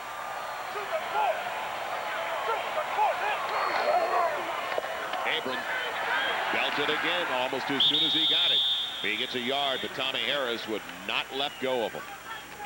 So Tommy Harris again wrapping up the running back. This is Lehman, linebacker. Look at the eyes, the concentration. He makes the read, flows over the top. Tommy Harris gets penetration and disrupts, and Lehman just finishes it off. I mean, that's a tandem of potential All-Americans right there. Lehman, former sprinter in high school, 235-pound linebacker that runs 4.440. That's illegal too. 2nd and 9 from the Missouri 21. Darius Outlaw is going nowhere. Great pursuit on the play. That's McCoy, the nickelback, and McCoy is a guy, he's only had 3 career starts at Oklahoma, and he's had 5 takeaways. He's a big play guy for this defense, solid football player. The read he makes is extraordinary. Little hitch, screen, and he's right there. I mean, route recognition and sure tackle. Great play in the open field. Junior from Jenks, Oklahoma. Another loss for the Tigers, a loss of a little more than 2. And now 3rd and 11.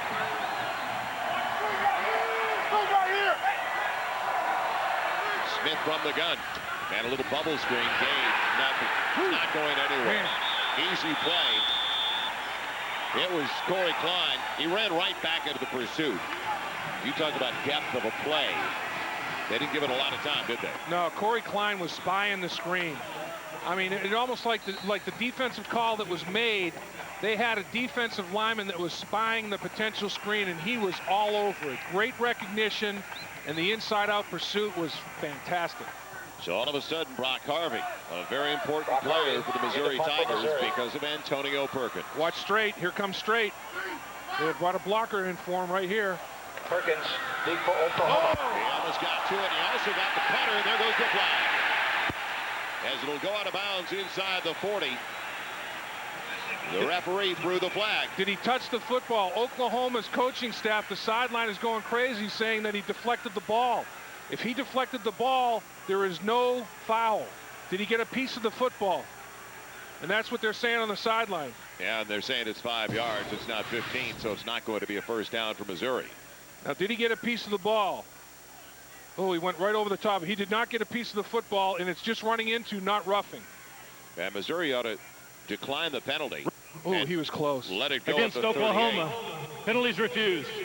First down. They will, because it was a good punt and a roll of about 10, 15 yards for Missouri. And Oklahoma's going to have it back inside their own 40-yard line. Straight almost got kicked right in the face mask on that one, trying to block it. Well, they got the man out on the edge, but it was a little bit too late almost. As the number 3 team in the nation has a 10-point lead and the football, college football Saturday, presented by Kyocera, continues from the heartland. What a sight, Columbia, Missouri. And the Tigers hung tough in the first half. Now will they wear down a wilt in the second half? Griffin in the backfield with Hybl. Available is Will Peoples, and that's been there all night long. Missouri is getting a 10-yard cushion in the corner. Yeah, they're playing it very, very soft. And the reason is in the first half we saw more than one time they get burned over the top. And they respect the speed of the Oklahoma wide receivers, so they are giving that big cushion, as you described, Joel, and letting Oklahoma catch the football and rally up to it and smack them and see if they can separate receiver from football. Great percentage, great efficiency. Look at the yards per completion and per attempt. He's in the stratosphere. 3 on the wide side. They'll run it to the short side. Griffin breaks the tackle. There goes Griffin down the sideline. He will go the distance, I believe. Touchdown, Oklahoma. Boy, what speed. 4.35 speed. And once he makes the first guy miss in the open field with that elusiveness, he just shifts gears. And I'll tell you, R.J. Jones can run, and R.J. Jones thought he took an angle to intersect him, came up short by about 4 yards. Little underneath handoff, and Griffin right there runs out of the tackle of the defensive lineman. He gets to the edge, and it's goodbye. R.J. Jones thinks he has a shot, not even close. Came up way short. Doyle had him at the line of scrimmage. But a guy with those kinds of dimensions, as you mentioned, 5'5", 5'6". No hitting surface. I mean, he slid right down. It's hooked off the upright and no good on the extra points. DiCarlo's flirted with that before. So it's now a 16-point deficit for Missouri, making it still a 2-score game. 2 Absolutely. 2-point conversions. Sooners in control, though. Quentin Griffin has done it again. Another touchdown on the ground. And extra point was missed, so Oklahoma leading Missouri by 16. 10-7 lead for the Sooners. They have 2 quick scores on their first 2 possessions of the second half. 65-yard pass to Fagan. Now the 53-yard run by Griffin. DiCarlo banged it off the upright. As Sherdania Mitchell is going back deep, along with Marcus James. Tough night for DiCarlo. He missed the first opportunity, the first field goal, and then he hit the upright. So the kicking game has been a factor in this football game tonight. Especially with a miss by DiCarlo, as we mentioned. 2 touchdowns, 2 2-point conversions. Tigers are back there. But that's against one of the best defensive units in the country. It'll be little Marcus James from the 3. And leaping over, a would-be tackler did trip him up. He's past the 20 to the 23, but a flag down. Russell Dennison got a piece of him. Usually this is some sort of illegal block, and it could very well cost Missouri field position. Hold or illegal block in the back or something like that normally. We have the old hold, so back you go. Another look at the touchdown and the line play and the movement up front. Yeah, sometimes, you know, Oklahoma wants matchups, and they change the strength of their formation. And watch Doyle, the linebacker, kick his defensive lineman down inside and say, look, shift over. And then he's the uncovered guy, and he can't make the tackle. Griffin runs through his tackle, bounces it to the outside, and then shows tremendous speed to the house. And Doyle was there to make the play, but he lost the outside. You know, he got hooked, and once he contacted Griffin, very little hitting surface. He slid down him like a barber pole, and Griffin was out. He makes that first guy miss all the time. So Missouri after the mark-off has it with their own 13. Smith wanted to go to Gage on a double move, trying to make a miss, and he's down after a gain of 3 to the 16-yard line. Eric Clemens. All right, Quentin Griffin, you saw him explode for that long touchdown run. He has done it all. He has a couple of SI covers, 1 national championship, but he has stayed the exact same way in this his final season. The first one to practice, last one to leave. Very humble individual. He is the reason for them having a heart and soul on this Oklahoma offensive team. Quentin Griffin guy. Absolutely, Eric. Got a little follow-up on that after this play. 2nd and 7. Ball to the 16 of Missouri. Time for the quarterback, and the crossing pattern's there for Justin Gage. Boy, what a nice tackle for the linebacker, though. Lance Mitchell. He's got the first head of the 25, but I think Gage thought he was going to be able to go down the seam. You know, the thing about Quentin Griffin, his freshman year, his true freshman year, they were going to redshirt him. Bob Stoops was going to redshirt Griffin. In about the 7th or 8th game, they had an injury at running back. They said, you know, Q, we want to play you because we have a chance to go to a bowl game, but you're going to miss, you know, you're only going to play in about 3 or 4 games and have to burn a year. He said, if it's better for the team, I want to do it, coach. Totally unselfish. They go to the Independence Bowl, finish with a 7-5 record. That's a guy that's all about team, not him. On the play fake, here comes the heat as they hit Smith. Right on top of him, Dan Cody, the sophomore from Ada, Oklahoma. So they've got, and we've seen Cody in the first half doing this, getting pressure on the quarterback. Here's a guy at 6'5", 270, and he's got 2 more years with the Sooners. I tell you, what they do is they retool. They don't rebuild. I mean, they have guys waiting in the wings. They do. They have guys waiting in the wings to take the place of great players. I mean, they lose Rocky Kalmus and Roy Williams, 2 great football players, and they have guys stepping right in, and Marcus James not doing well on the sideline. 2nd and 10, blitz coming off the edge. They pick it up, so Smith has that lane over the left side. Makes him miss at the 30. Oh, what a runner. He's got about 10. He may be short of the first down by about a foot. Jonathan Jackson finally caught up with him. You know, in the pitch, you have to bend at the knees, because if you bend at the knees, you get your pad level low. And line play, it's all about low pad level is the winner. Who's underneath whose pads here at the line of scrimmage? That is the key. And then the other key is separating from the blocks. Missouri does a pretty good job of sustaining contact. And then you have a guy of Smith's ability that can make people miss. Gosh, he has got something going on. He's tough. He's got the first down to the quarterback sneak just across the 35 to the 36. On the keeper. The Zoo's got to put together a drive. Inside of 7 to play. We'll reset the chains, start the clock. Oklahoma's taken the sold-out crowd completely out of the affair. Look at this quarter, 141 yards to 16. And all because of 2 big plays. One gamble by R.J. Jones turned into a huge touchdown reception by Fagan. And then Doyle is in position to make a play on Griffin, and he misses the tackle. Griffin gets bounced to the outside for another huge play. So Missouri trying to run against one of the best defenses in the nation. Short one, double move, and going for the deep ball. Over the shoulder, grabbed by Gage. He's got it for a first down. What a perfectly placed ball. Not an easy catch. Justin Gage, 6'4", 210 pounds, working against straight 5'11", 194 pounds at the top of the screen in the route. And as you described, Joel, gets to the outside, good protection, giving Smith an opportunity. Ball thrown over the outside shoulder, giving the only guy the chance to catch it being Gage, his receiver. Nice throw, nice route.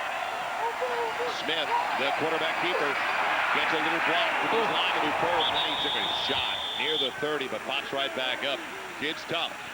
Teddy Lehman with the hammer. And Brandon Everidge came over the top and just put the big old pop on him. And this is the quarterback counter once again.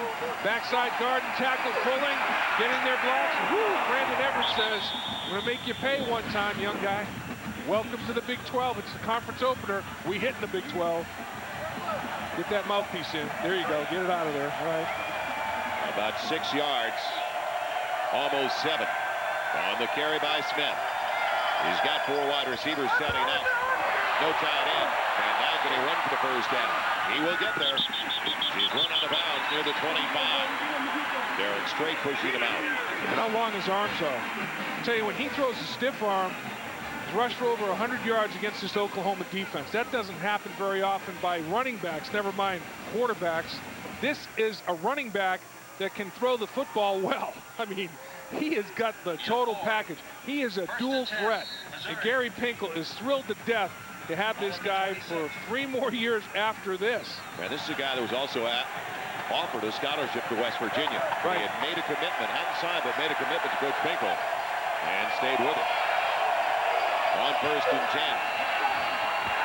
Going for the corner of the end zone, Justin Gage can't hang on. Derek Strait made sure of it. Well, Smith gave him an opportunity, couldn't quite catch it. Time for our Home Depot trivia.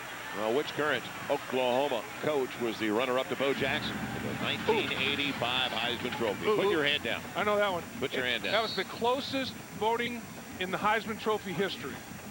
The runner-up to Bo Jackson. You are all over it as usual. Now 2nd and 10 for Missouri. Deep in Oklahoma territory. The blitz up the middle. Kid sees it. Trying to make the most of it. And takes a pop. And really is getting some shots now. Everidge over there again. Straight. Lehman. But he pops right back up after a short gain. And didn't get much of a spot. Gain of only 2. Now, is there contact in college football? Listen up a little bit. Woo. You know what? The young guy will learn not to leave his feet. When you leave your feet to hurdle one guy, in comes another to deposit you unceremoniously, just like Jonathan Jackson did that time. Outlaw in motion. Or make it a shift by Gage. On 3rd and 8. And movement up front should be a 3 down. Fire on the flag. Gage has it. Touchdown, Missouri. Well, no flag. I guess he didn't get in the neutral zone, but I saw the same movement you did, Joel.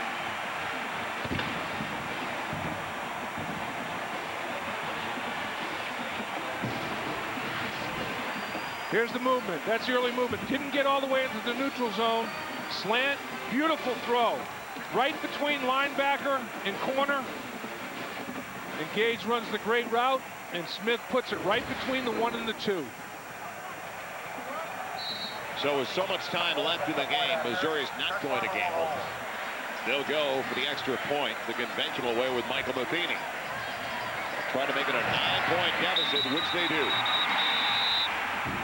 Missouri bounces right back with their first points of the 2nd half. 5:27 left in the 3rd. 23-14 Oklahoma. Justin Gage with a big play on a perfect throw. Gage came into the game first in the Big 12, 4th in the nation, with 8 catches per game.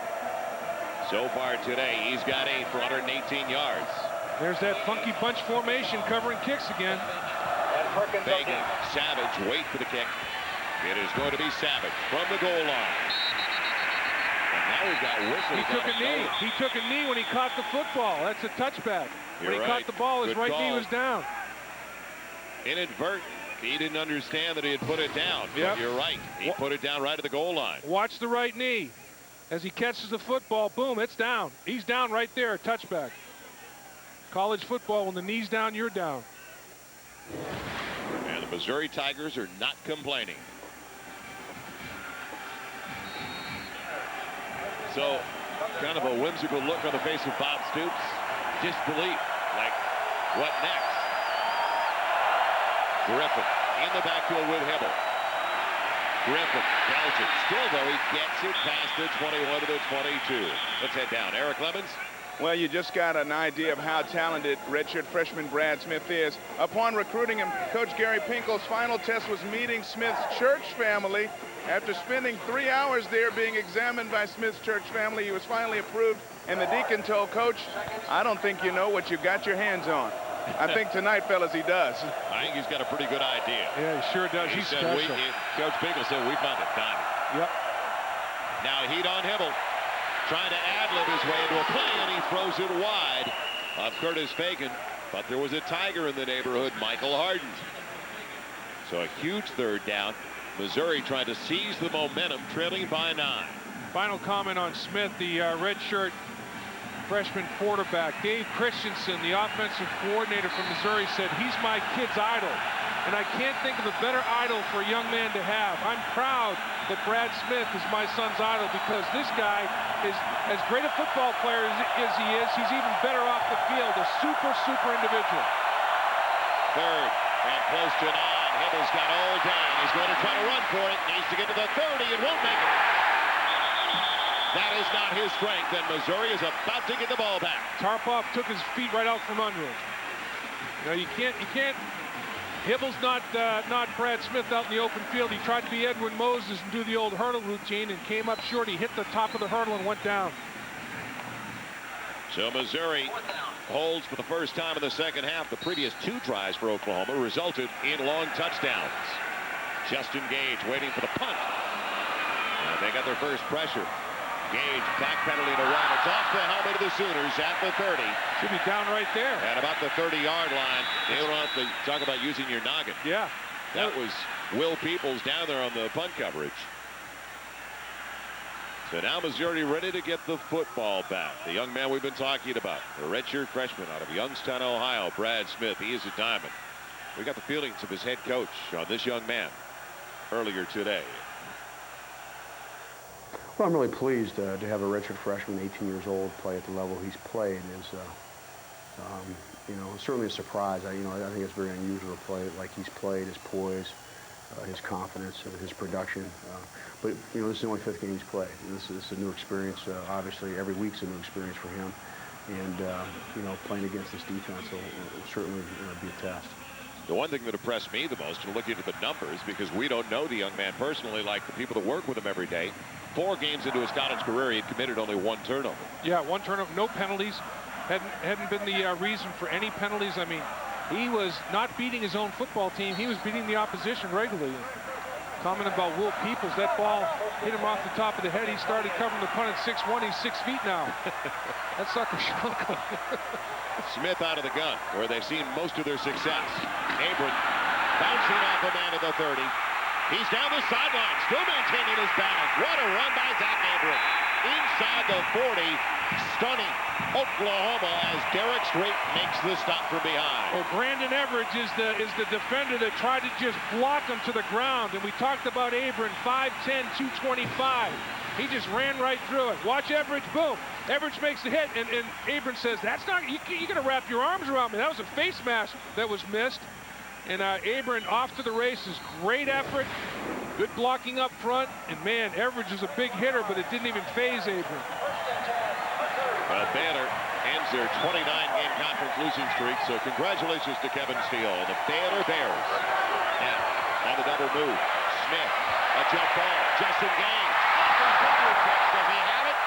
They say he's out of bounds. He held on. Derek Strait on the sideline trying to cover. Although former basketball power forward.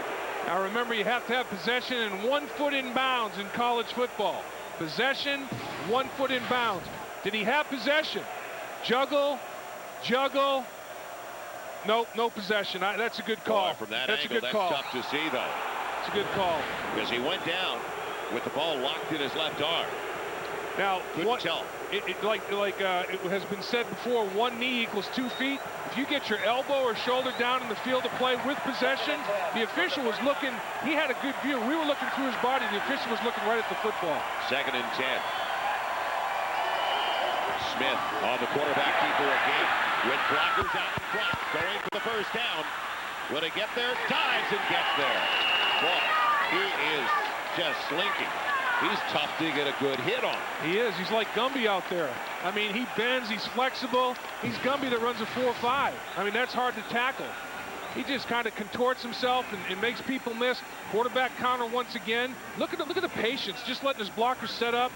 He's got tremendous feet, tremendous balance. Just a pure athlete. What a gift. Matt McCoy finally got to him, but not before he moves the chains again. Missouri down by 9 at the 28 of Oklahoma. Abram. He was really countered that time. No gain. They almost took his helmet off. Teddy Lehman with a hit. That was the same blocking by the offensive line. They pulled the offside guard and tackle, but instead of quarterback, Abram ran the counter. So Kevin Steele gets his first conference victory as the head coach of the Baylor Bears. Oh, they're dancing in the streets of Waco. Can they dance in Waco? Now you can on campus, just recently, yes. Okay, well, they're dancing on campus anyway. What do you think they're doing? The line dance? Or what is it, the Brazos River? They're swimming down the river. I'd be doing the funky chicken or something funky. TJ Leon in for the first time, the senior from Norman, Oklahoma. 2nd and 10. Smith popping it over to the little guy. It's complete. Strait and Lehman converging.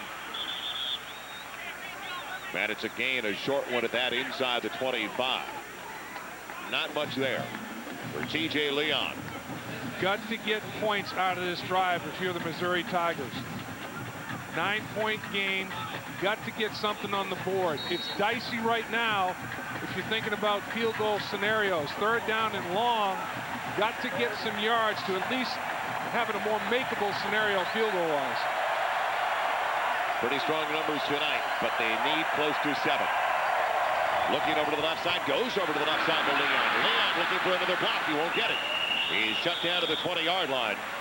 So McCoy actually with the tight end had him a previous catch. Now Leon does have his first grab, but Derek Strait put him down short by a little more than 2. Decision, do you kick or do you go for it on 4th? You have to field goal in, touchdown you need. You're in field goal range. You need 2 scores. You got to kick the field goal here, and it's so early. It's so early anyway, Dave. Absolutely. You got a quarter in a minute and 30. I mean, it's a given.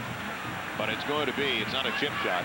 It's about a 38-yard try coming up. Now the operation wasn't a given. Deep snapper has struggled. Everything's been inside for Farmer. Let's see this one.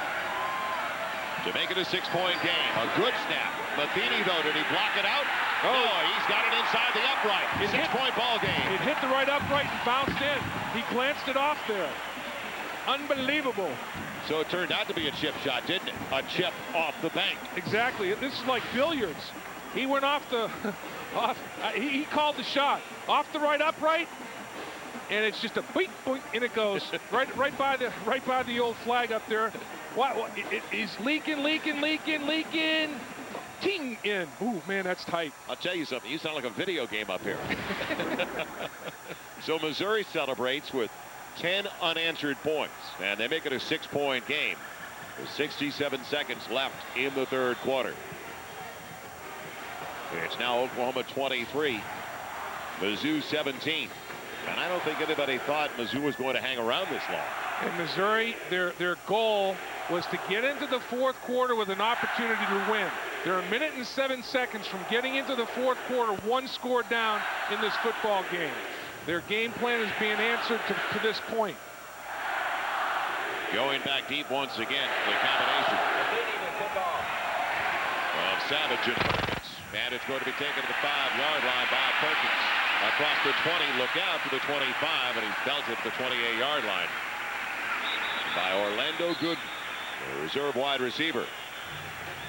Well, this week on Fox NFL Sunday, Michael Strahan of the Giants trying to slow down Emmitt Smith and the Cowboys. It's all followed by Donovan McNabb and the Eagles. They're trying for the 4th straight, taking on Fred Taylor of the Jags. Other regional activities all tomorrow on Fox. All of a sudden, that incredible game in Columbia, Missouri, with 58 seconds left in the 3rd quarter. The number 3 team in the nation trying to regain the momentum they had just a couple of minutes ago. Kewan Jones in the backfield. He'll get it in the short side toss sweep. And they'll put him out early. Knock him out just across the 30. They'll spot it near the 31-yard line. Jason Simpson, once again, the other safety they call the whip, forced him. And Joe, I think Missouri's been more methodical than Oklahoma. Oklahoma dominated the 3rd quarter and was due to missed tackles. R.J. Jones goes for an interception, misses a tackle on Fagan, and Fagan takes it to the house. Doyle misses a tackle on Quentin Griffin, and he takes it to the house. Missouri has been more methodical. They have not forced a turnover yet, though. And they're one of the best teams in the nation at doing that. Griffin, big hole. He's got a first down.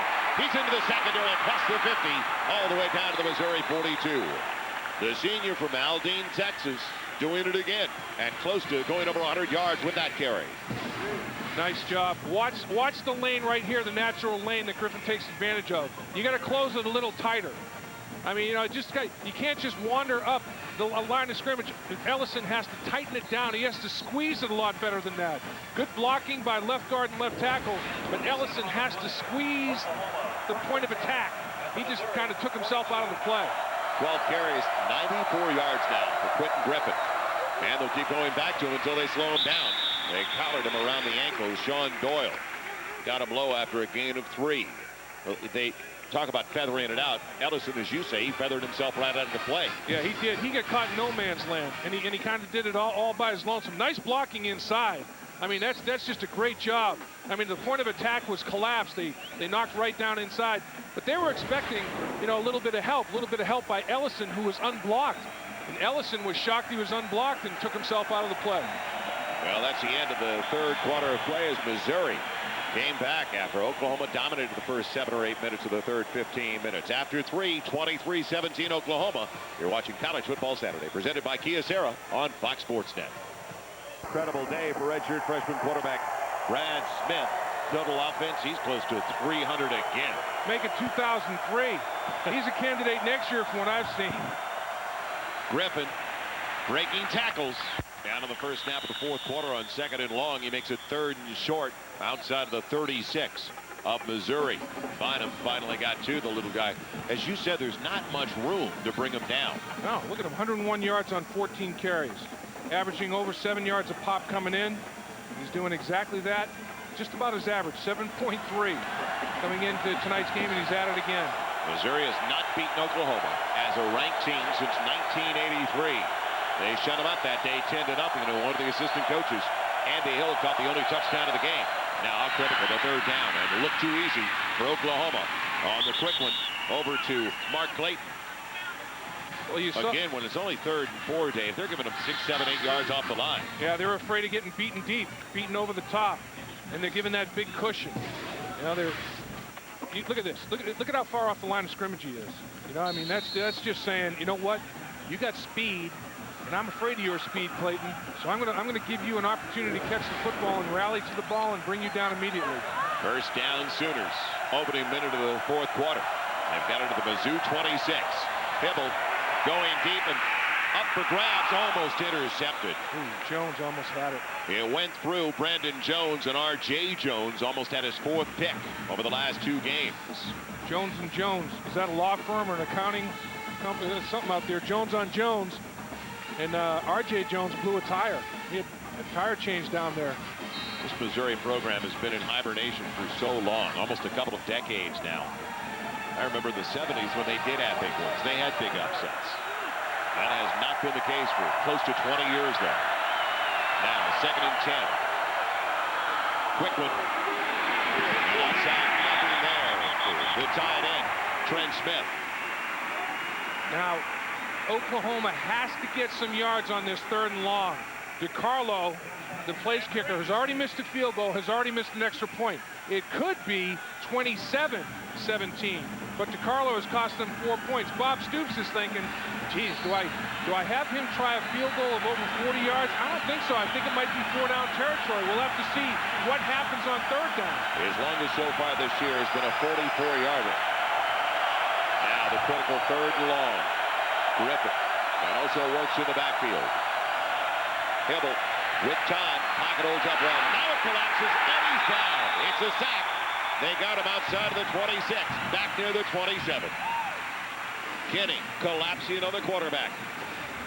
That's what's called the old coverage sack, Joel. Nowhere for Hybl to go with the football.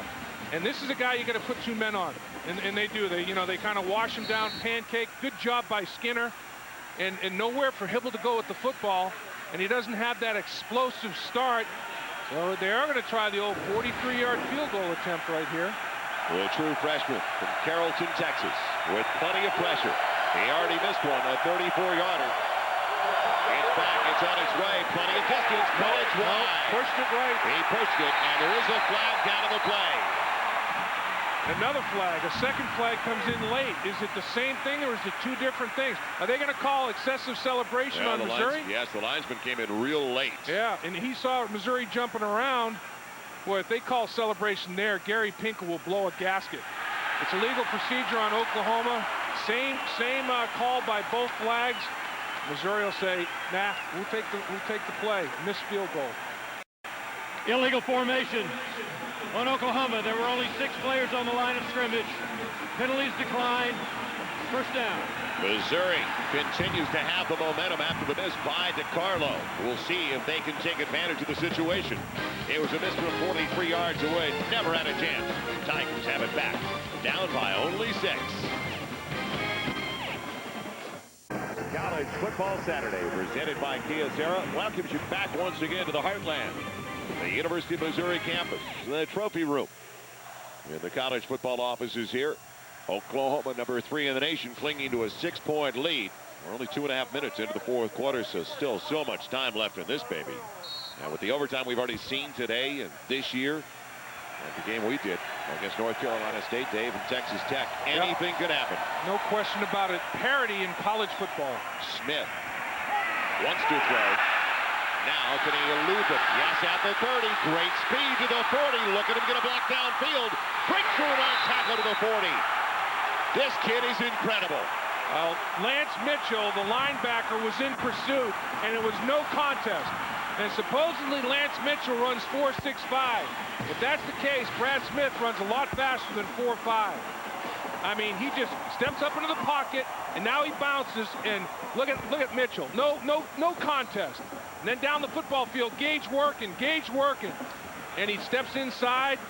Perkins splits 2 defenders, picks up an extra 7 yards. Big time. And knew when to go out of bounds. Didn't take the extra hit like we've seen with other quarterbacks that have suffered concussions on similar plays. 1st and 10 inside the Oklahoma 38. Hybl, anything? They've shut that play down since the opening quarter.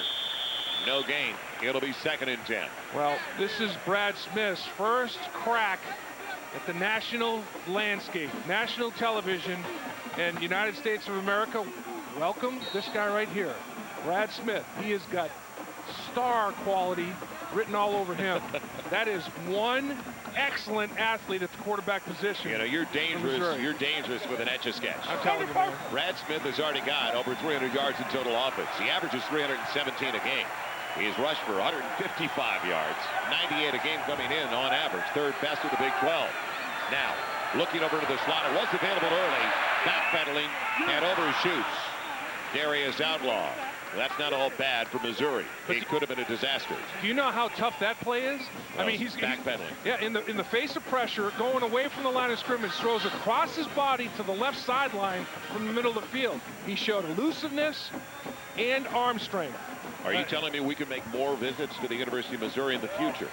I'm telling you that, yeah. I'm telling you that this guy is the real deal. You know, people are like, you know, he played against Troy State, Bowling Green, Ball State. This is Oklahoma. This defense is legit, and he's doing it. Now 3rd and 10. Can he get enough yards over the middle?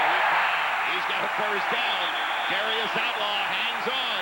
Everidge gave him a shot again, but he hangs on to the 25. And you know what? Brad Smith is, as advertised, tremendous athletic ability, but so poised. I mean, he's not excited. I mean, he's in total control. And look at the patience in the pocket and throws a dart.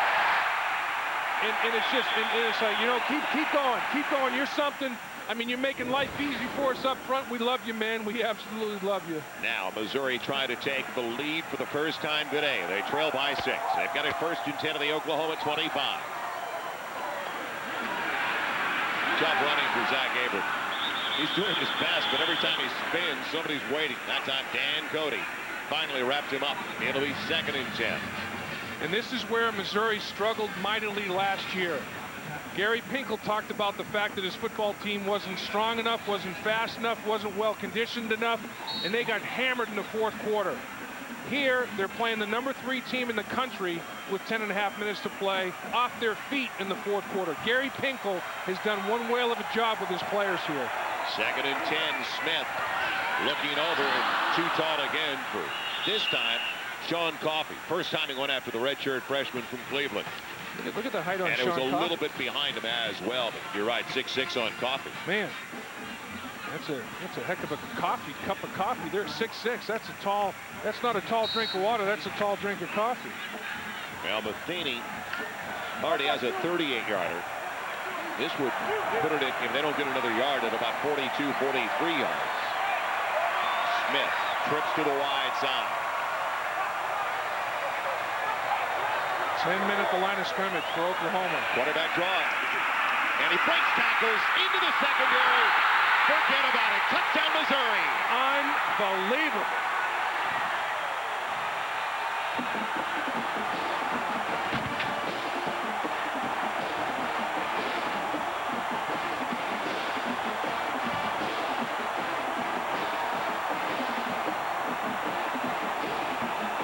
25 yards. An extra point away from taking the lead. 10 men at the line of scrimmage. He busts it. Everidge overruns it. McCoy has no chance. Smith freezes McCoy and bounces it to the inside the pylon. This kid is, whoo, man. Now, Buffini in the spotlight, and Missouri has the lead. Do you believe it? The Tigers were just down 23-7. And now, with a 1-point lead for head coach Gary Pinkel.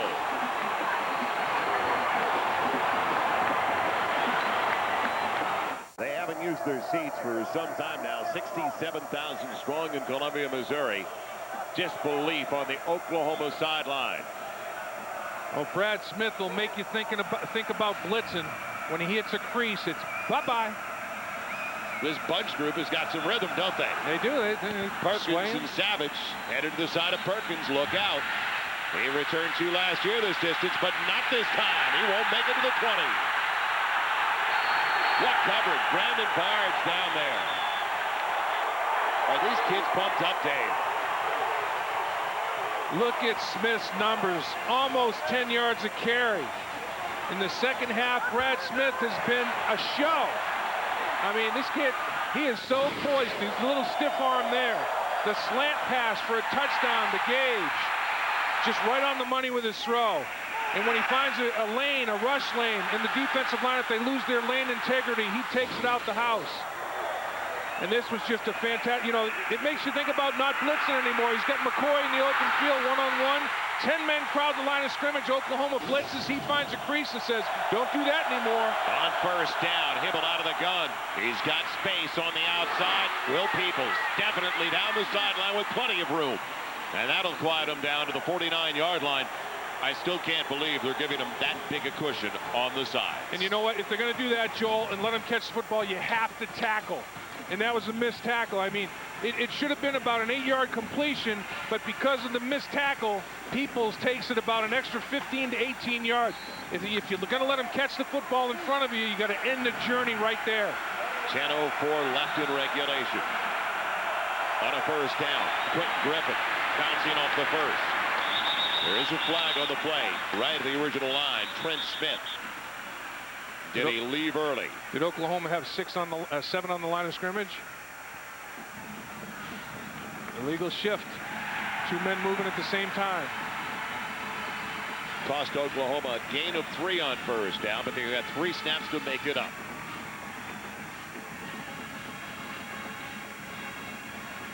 So while they mark it off, we remind you, you can get your NFL fix tonight. Don't forget, it starts a day early. Join us later right after college football. Tommy Davidson, Tony Saragusa, Michael Irvin. Also Chris Myers hosting.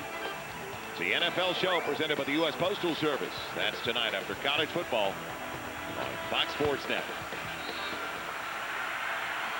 Now the defensive coordinator for the Missouri Tigers.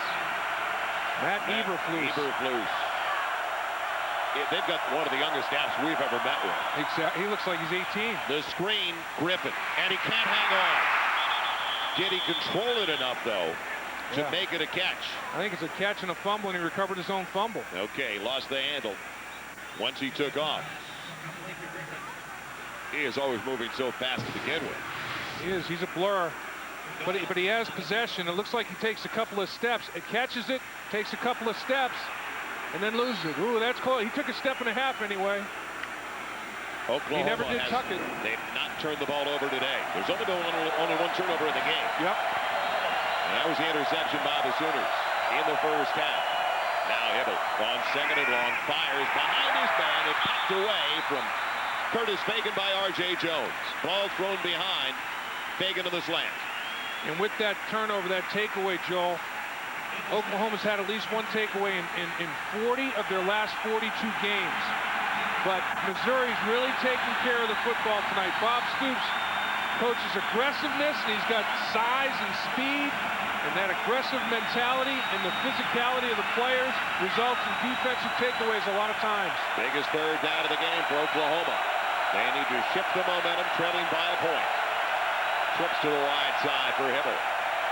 Here comes Hybl's down inside the 40. The blitz paid off. Russ Bell finished up the play. The junior tackle. Every single member of the defensive line got a tremendous first step. Watch the takeoff. And they all hit an edge. And look at that. They all simultaneously beat their pass protectors. I mean, it was meet at the quarterback, like a 4-lane interstate. Blake Ferguson to punt it away. Justin Gage waits back deep for Missouri. Not Marcus James, but Gage at the 20. High one, but a very short one, and Mizzou will stay away from it, I believe. Wow, look at the bounce. Great bounce for Oklahoma, all the way inside the 20. That is a 20-yard roll just about. It hit close to the 35, and it dies near the Missouri 16. Well, there was only 3 teams.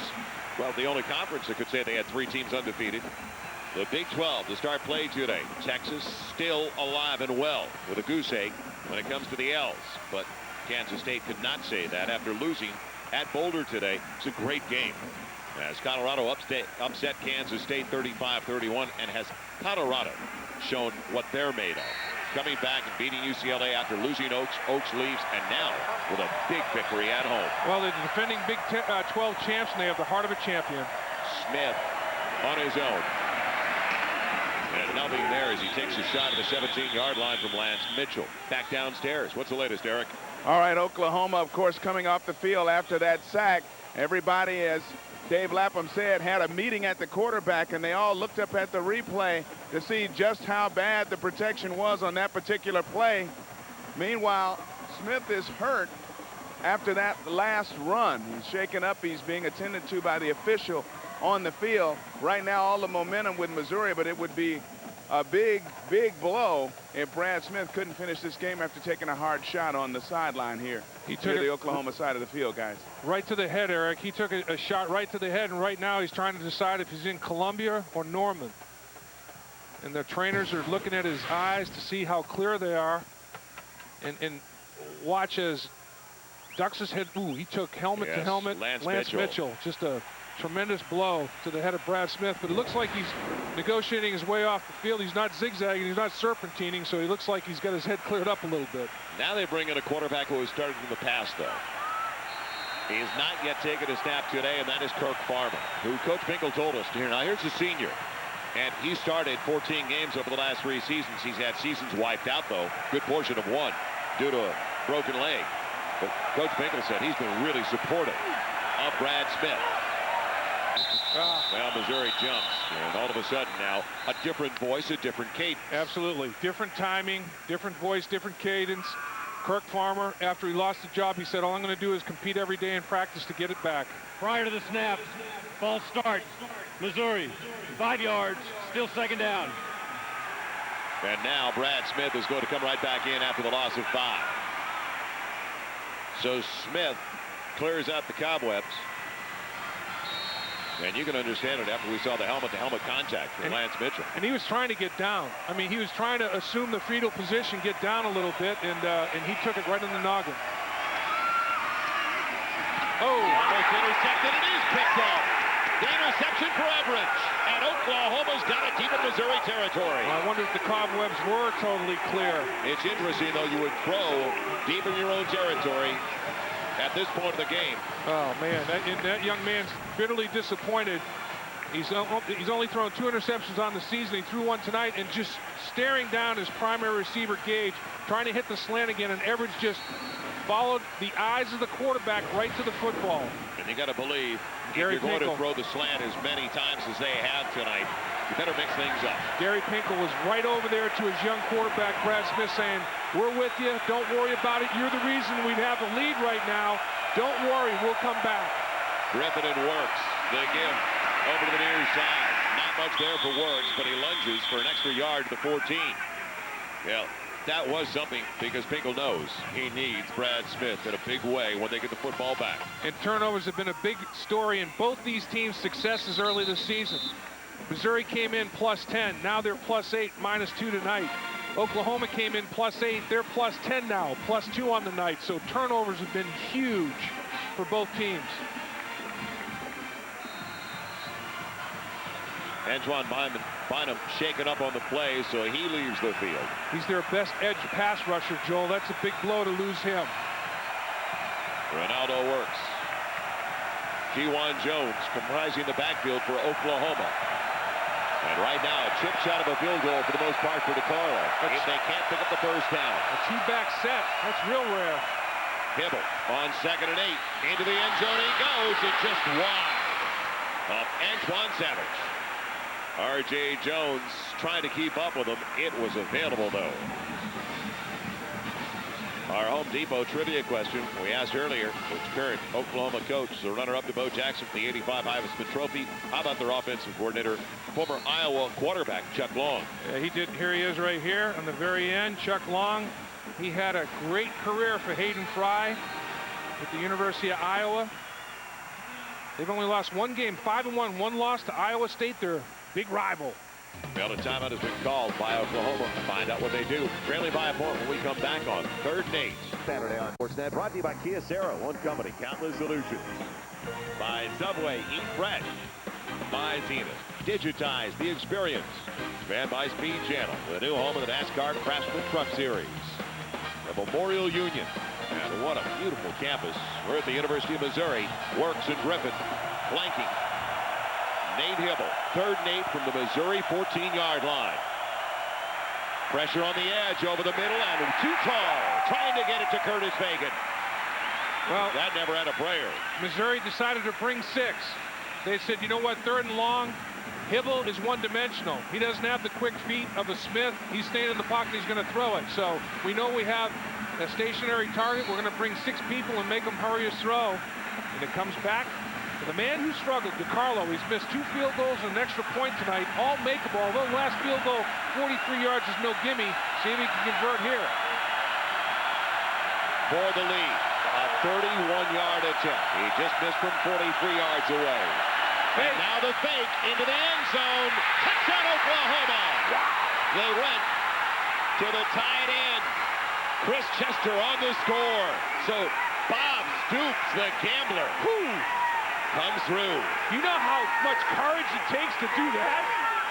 I mean, that is phenomenal. And Bob Stoops is going for 2. Doesn't have a choice, leading by 5. You know, I lost track of the holder. Was the holder McCoy? If the holder was a backup quarterback. Holder Matt McCoy, the junior from Jenks, Oklahoma. Well, I'll tell you, McCoy throws a darn good ball then.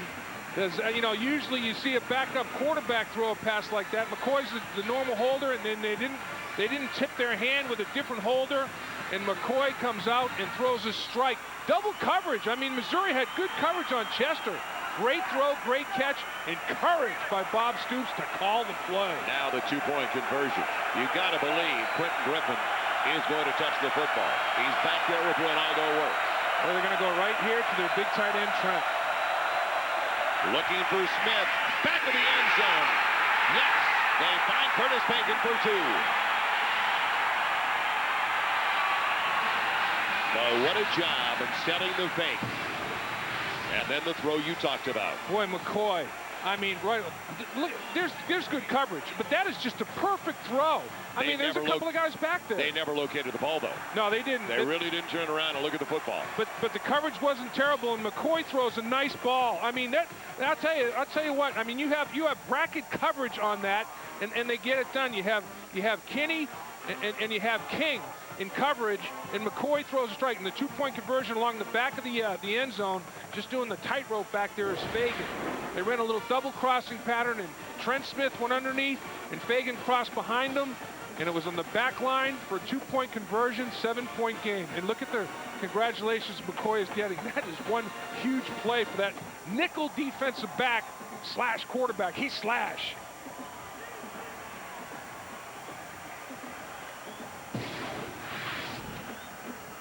Now, was he in bounds when he caught it? He got the call. Possession, 1 foot down. Where's that right foot? Left foot's was out of bounds. Left foot's down, though. Left foot's down. That's a catch. Left foot's down. What was down first, though? That's a good call. And a tough one. Yep. Was the left down? Right. Or did the right hit first? Yep. And he had possession and only one down, but which one was down first? And if it was simultaneous, that's tough. We're slow motion stop. They have to make it right on the spot. They go away from James. It's going to be instead the wide receiver with some nice moves. Daniel Mitchell all the way to the 30-yard line. So Missouri's got it in decent field position. The pressure back on the Tigers. And redshirt freshman quarterback Brad Smith, as they tell Mitchell to stay in the game, which tells you that it's going to be a spread attack. And Lance Mitchell gets a big assist because Lance Mitchell is the one that goes helmet to helmet. Boom, right there, and knocks Brad Smith woozy. Farmer comes in, different cadence. They get a false start. And then the very next play, Smith comes back, and Everidge reads the route, reads his eyes, steps in for the big pick that led to the touchdown. Now, Johnson. Brad Smith, rather, with plenty of room past the 35, up to the 38. He gets 8 on first down, but, you know, back to the interception. They have 14 points off turnovers. Don't forget about the first turnover. That turned into a 20-yard field goal. So it's 10 off turnovers right now. 10 off turnovers, which negates 7 points missed by your kicker. 2 field goals and an extra point. How do you think DeCarlo felt after they went from fake? Oh. Yeah, well, and that's really another reason that was part of the thought process that went through Stoops' mind, I'm sure. From the 38, 2nd and 2. Abrams will get the first down, but just barely across the 40. Teddy Lehman on the hit. But that's what makes Bob Stoops Bob Stoops. I mean, you know, he's got guts. He has guts, and that's Mike Stoops' brother, the defensive coordinator. And Bob is just, I'll tell you, he has his kids believing. It's just, they wait to win. It's not like they expect to win. They wait to win. And it all starts with him and the attitude that's pervasive. T.J. Leon, the only one in the backfield. 4 wide receivers to spread the defense. It'll be a 5-man rush. And Brad Smith can't get away from Teddy Lehman. It's a sack, and that's a rarity in this game for Oklahoma. Sure is. I think that's only their second one tonight. They came in with 4. I think that's only their second sack on the night, I believe. So now seconds, and about 14 coming up for Missouri. Clock working against it now. Inside of 5 minutes to play.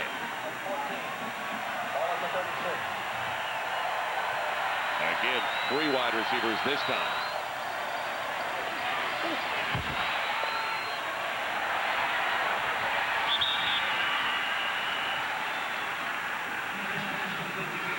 Shallow cross for Justin Gage.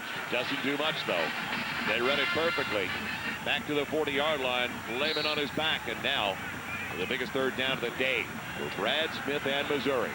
And Mike Stoops and the defensive staff and players are glad that it's 3rd and 11. Because 3rd and medium, 3rd and short, it's no challenge for Brad Smith. 3rd and 11 presents a little bit of a challenge anyway. Missouri still has all 3 of their timeouts left. Now Smith on the double move. Looks down the middle, and it's intercepted. He had, I thought, coming over to this side. Gage, as he took a shot, Outlaw was the intended target. Eric Bassey with the pick.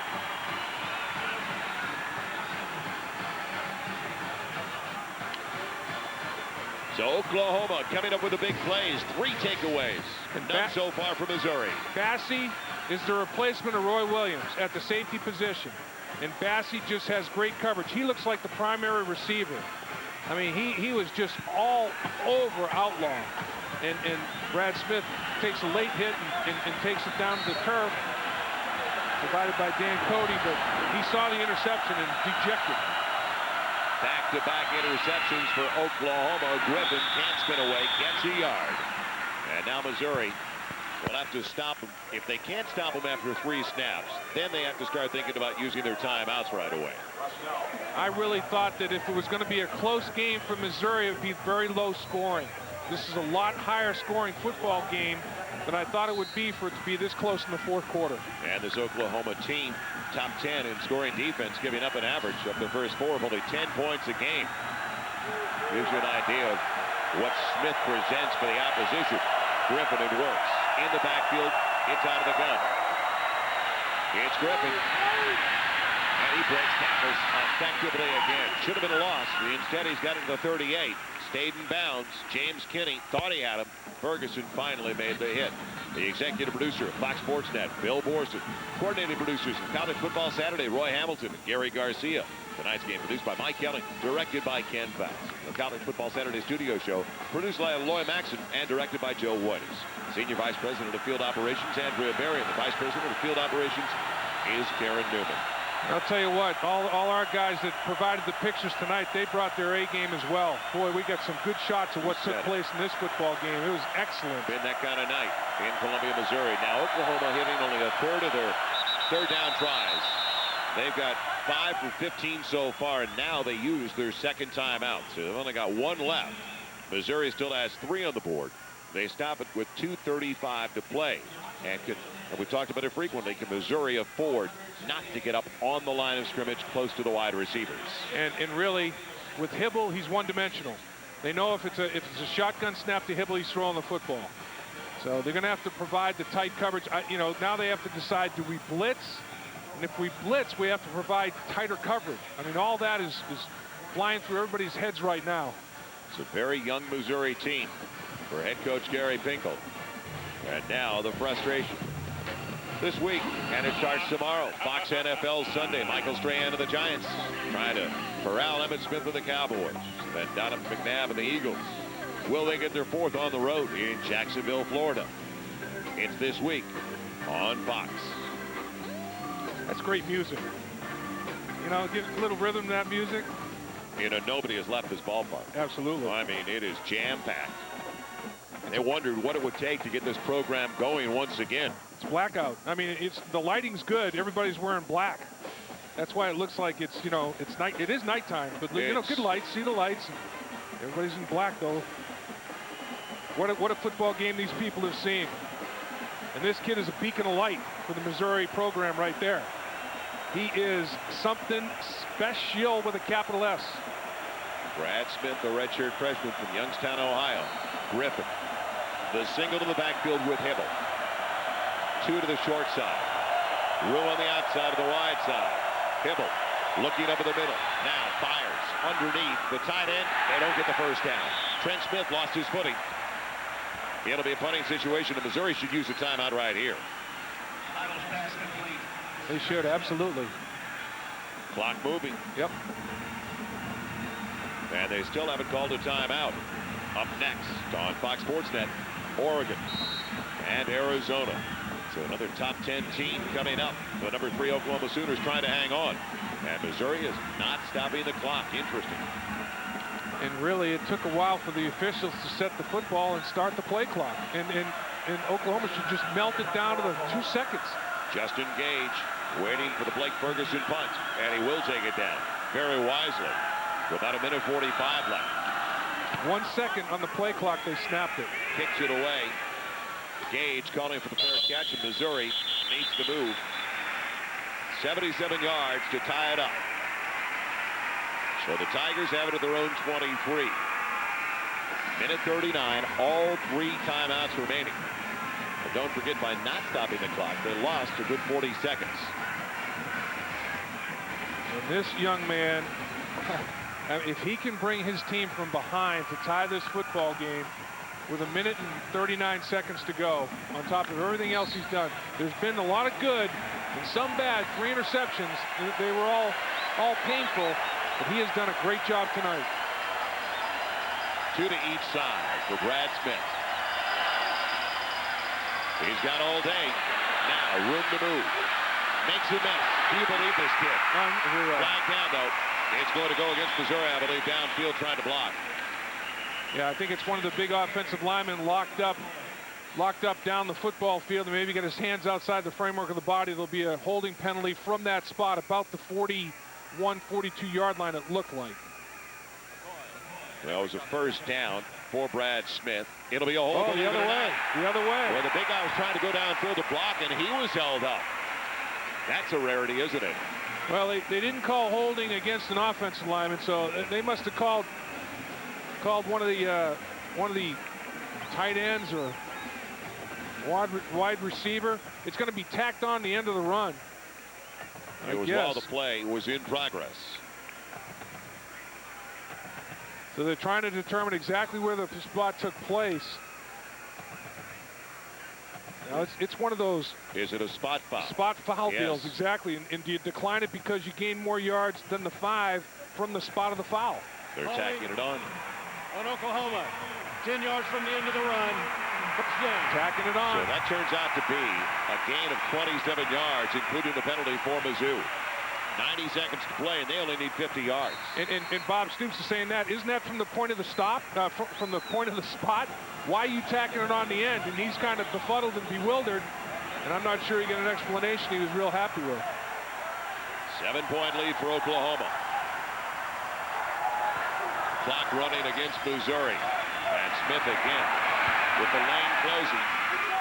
He's got about 7 on that carry, and they need to call a timeout. They finally do. But boy, they wasted some time. 62 seconds to play. Still with 2 timeouts on the board. That's an eternity. Maybe they just don't want to give Oklahoma the ball back. Yeah, I think I agree with you. I think they're trying to score with as little time left as possible, and that's all well and good. But if you try to take it, be too cute with it, it can backfire on you, and you might not have enough time to run plays even with timeouts in your possession. So, but this is you talk about growing up fast. How much pressure is this kid facing right now? 209 yards rushing against Oklahoma. This isn't, Troy State. A new Missouri quarterback record against the Sooners defense, which is outstanding. We talked about the Sooner team speed. Brad Smith said, what speed? This guy's operating at warp speed. Dave, last week he accounted for 350 yards of total offense, 213 through the air, 137 rushing. Tonight, he's got 209 rushings. We just saw a new Missouri record for a quarterback. Tack onto that, 174 throwing. So he's just below 400 in total offense. But he'd say you can have all those yards if I didn't throw those 3 picks. For all that good. You can throw the slant a little bit too often, can't you? Yeah, and for all the good, he's done an incredible amount of good, but all of his interceptions resulted in points. And he bemoans that fact. There's no doubt about it. But this guy is big time. Now, after the timeout, Missouri's got it. 2nd and short. 2nd and 4. They put him down to the 44. Out of the gun where he's been so successful. He's got a wall to the right side. Over the middle and through the hands of the tight end, Fredrickson. Teddy Lehman in the back of the tight end. Tell you right now, I don't know how much I take the ball out of his hands. They had a wall and a seal over to the near side. Wide side of the field, he could have run for 15 yards easy. That's true. And once again, remember in college football, the clock stops when you generate a first down. So they still have 2 timeouts remaining. But they only have 2 snaps now. Right, 58 seconds on the clock. And so what we were talking about, being judicious with the use of timeouts, you can almost play it too cute. They need 4 yards and 2 snaps. Smith looking underneath, now going and throwing a low percentage pass behind Sean Coffey, the redshirt freshman. So it's down to 1 snap for Missouri. And it's interesting that they haven't kept it in the hands of Brad Smith. And on this 4th down play, snapping the ball from the left hash mark, I would get him out of pocket, give him a run pass option to the right side. Move the pocket. Yep. Just by design to his strong side, his right side, which is right now the wide side of the field. Or I don't know if I would rather have a personal protector out there running naked and let him get out of pocket and put a lot of pressure on the outside linebackers and corners, but. And I'd also tell the kid to call timeout if you don't like what you see. This is it. 4th and 4. Smith looking to run. Will he get there? Diving. Oh, it's loose. Lost the ball. Loose ball. Who gets it? Still on the ground. Missouri, Oklahoma. Missouri got it inside the 25. Wow. Unbelievable. Palmer, the big salty guard. The kid from Oklahoma, the kid from Norman, the tough guy. Now, they better regroup in a hurry. There's only 43 seconds left. They're going to talk about. Timeout. They're talking about now. It's a 4th down fumble. He had the 1st down already. Do they bring it back to the point of the fumble? Yeah, they do. But I think he already had the necessary yards for the first down. He got to the 39 when it came free. And that's what they're talking to Gary Pinkel about. The old Dave Casper rule. 4th down fumbles, you can't fumble it forward on 4th down and advance it. I think you can if you recover your own fumble. You said it. It's only the man who gets it. You can't have somebody else fall on your fumble when you fumble it forward on 4th down, and Smith didn't come up with it, so it goes back to the spot where he lost possession. And man, it's very dicey whether he makes it or not. It looks like he's got it by a yard. Looks like he makes it. He wanted to go to the 40. He needed to go to the 40. The foot's on the 39. 39, yeah. He's got the first down. Yeah, he does. So they'll bring it back to the 39. And they're trying to determine exactly where the ball was when it came out of Smith's hands. Boy, there was a pop. That ball came flying out of there. The ball was down. The ball will come back to the spot of the fumble. It was beyond the line to gain. It's a first down. Now, Missouri's got to hurry because they'll start the clock, and they might want to call a timeout here. I think so. Now they're going to get up to the line. Is Oklahoma ready? That ball's out on the 41-yard line, not the 39. They got a very generous spot. They put the spot of the ball where he fell after the tackle. The ball came out 2 yards behind that at the 41-yard line, and they spotted it where he fell down at the 39. A big break. Big break for Missouri. Huge break for the Tigers as the drive and their chances are still alive. And Gary Pinkel asking about the 4th down fumble. He's got the first down. They're not disputing that. He's yelling about the timeout or something. But Smith lost possession of the football at the 41-yard line, not the 39-yard line. So if I were Gary Pinkel, obviously not aware of that, and he's still fighting for everything he could possibly get for his football team. But he got a big break right there. So Missouri still has a hope. They have 1 timeout remaining. And it wouldn't be alive now had not for they've received a great spot. Right at the 40. Look, the ball's out. He has to get here to the 40-yard line. The ball's out at the 38.5. And this is where they mark it at the 39, where he falls for forward progress. The ball's out, and then it goes forward. And they mark it where he goes down. And the ball was out of there long before that. Big break for the Tigers. No review in college football. Nope. So now the Tigers are ready to go. They do have 1 timeout remaining, trailing 31-24. Can Smith do it again? Here comes the extra man up on the rush over the middle. Too high for Sean Coffey. And he was wide open with room to move.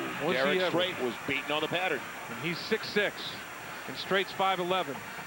And man, oh boy, that was close. And it's hard to overthrow 6'6", but it happens. So now 2nd and 10, 39 seconds to play. 2 on the wide side. Smith very rarely under his center. In trouble. Got it away inside, but short of the first down. They might want to use their final timeout. It'll be 3rd and about 6 from the 35. Zach Abram. And they will use their final timeout. So 27 seconds left. Options running out for Pinkel. Well, you got to start thinking about the hook and lateral and all those kind of plays. Gary Pinkel's looking at his play sheet right now and thinking 27 seconds to go. It's 3rd down. I have 2 plays left, basically to move the chains and stop the clock quickly. Then I can spike the ball to stop the clock without burning up downs. He's got to get a first down, then he can go up and spike the football and stop the clock, because it'll be a 1st and 10 and save time that way. He has no more timeouts, but when they move the chains in college football, it stops temporarily. Restart it, spike it, only lose a second. You've got to make your best call to generate a first down and keep the hope alive. And if you need to, after you get the first down, you've got a 6'4", 6'5" wide receiver, Justin Gage. You can take a chance in the end zone if you get him up against a small cornerback. Well, you got Gage and Coffey. And you go fade to both of those big old dudes and get the ball airborne and let them out jump people. Well, we talked about the level of competition earlier for redshirt freshman Brad Smith. It's far from over, but I don't think anybody will argue that this kid has arrived. Oh. And the University of Missouri is a quarterback for the next 4 years, like Iowa State at Seneca Wallace. And he's even larger than Wallace. He's at 6'3", 200 now. 3rd and 6. Moving the pocket by design. Throw is late. And it's intercepted. No. He had him available much earlier. McCoy knocked it down. Darius Outlaw, and he's, you know what, I'll tell you something, because I watched Outlaw the whole way.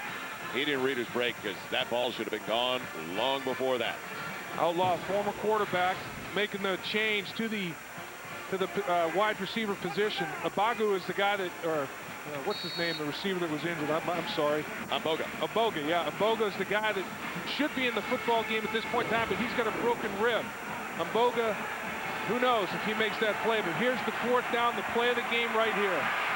4th and 6 at the Oklahoma 35. Outlaw, he comes trips over to the far side, the wide side.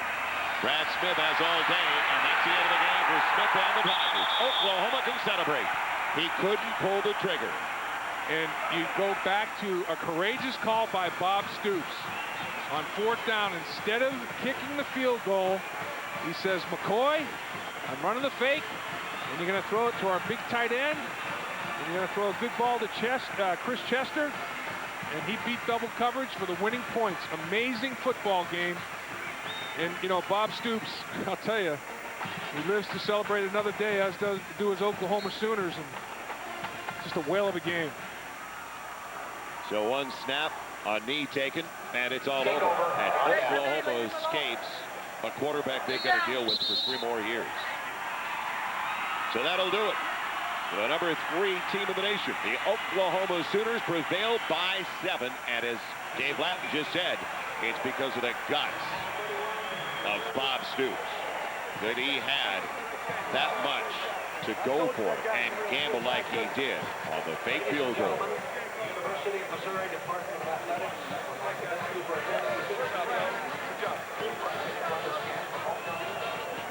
It was more than we could have asked for, Dave. Missouri staying within 7. Boy, the riverboat gambler, Bob Stoops. Big plays in this football game. Back and forth it went. Missouri is definitely going to be a factor in the Big 12. Missouri falls to 3-2. Oklahoma now at 5-0. What a day for Quentin Griffin as well. A catalyst on the offensive side for the Sooners. For Dave Lapham, Eric Clemens, I'm Joel Myers. Thanks for joining us from Columbia, Missouri. Don't go anywhere, though. Right after a brief timeout, the Pac-10 is up next. Oregon and Arizona, a duel down in the desert. So long, everybody, from Columbia.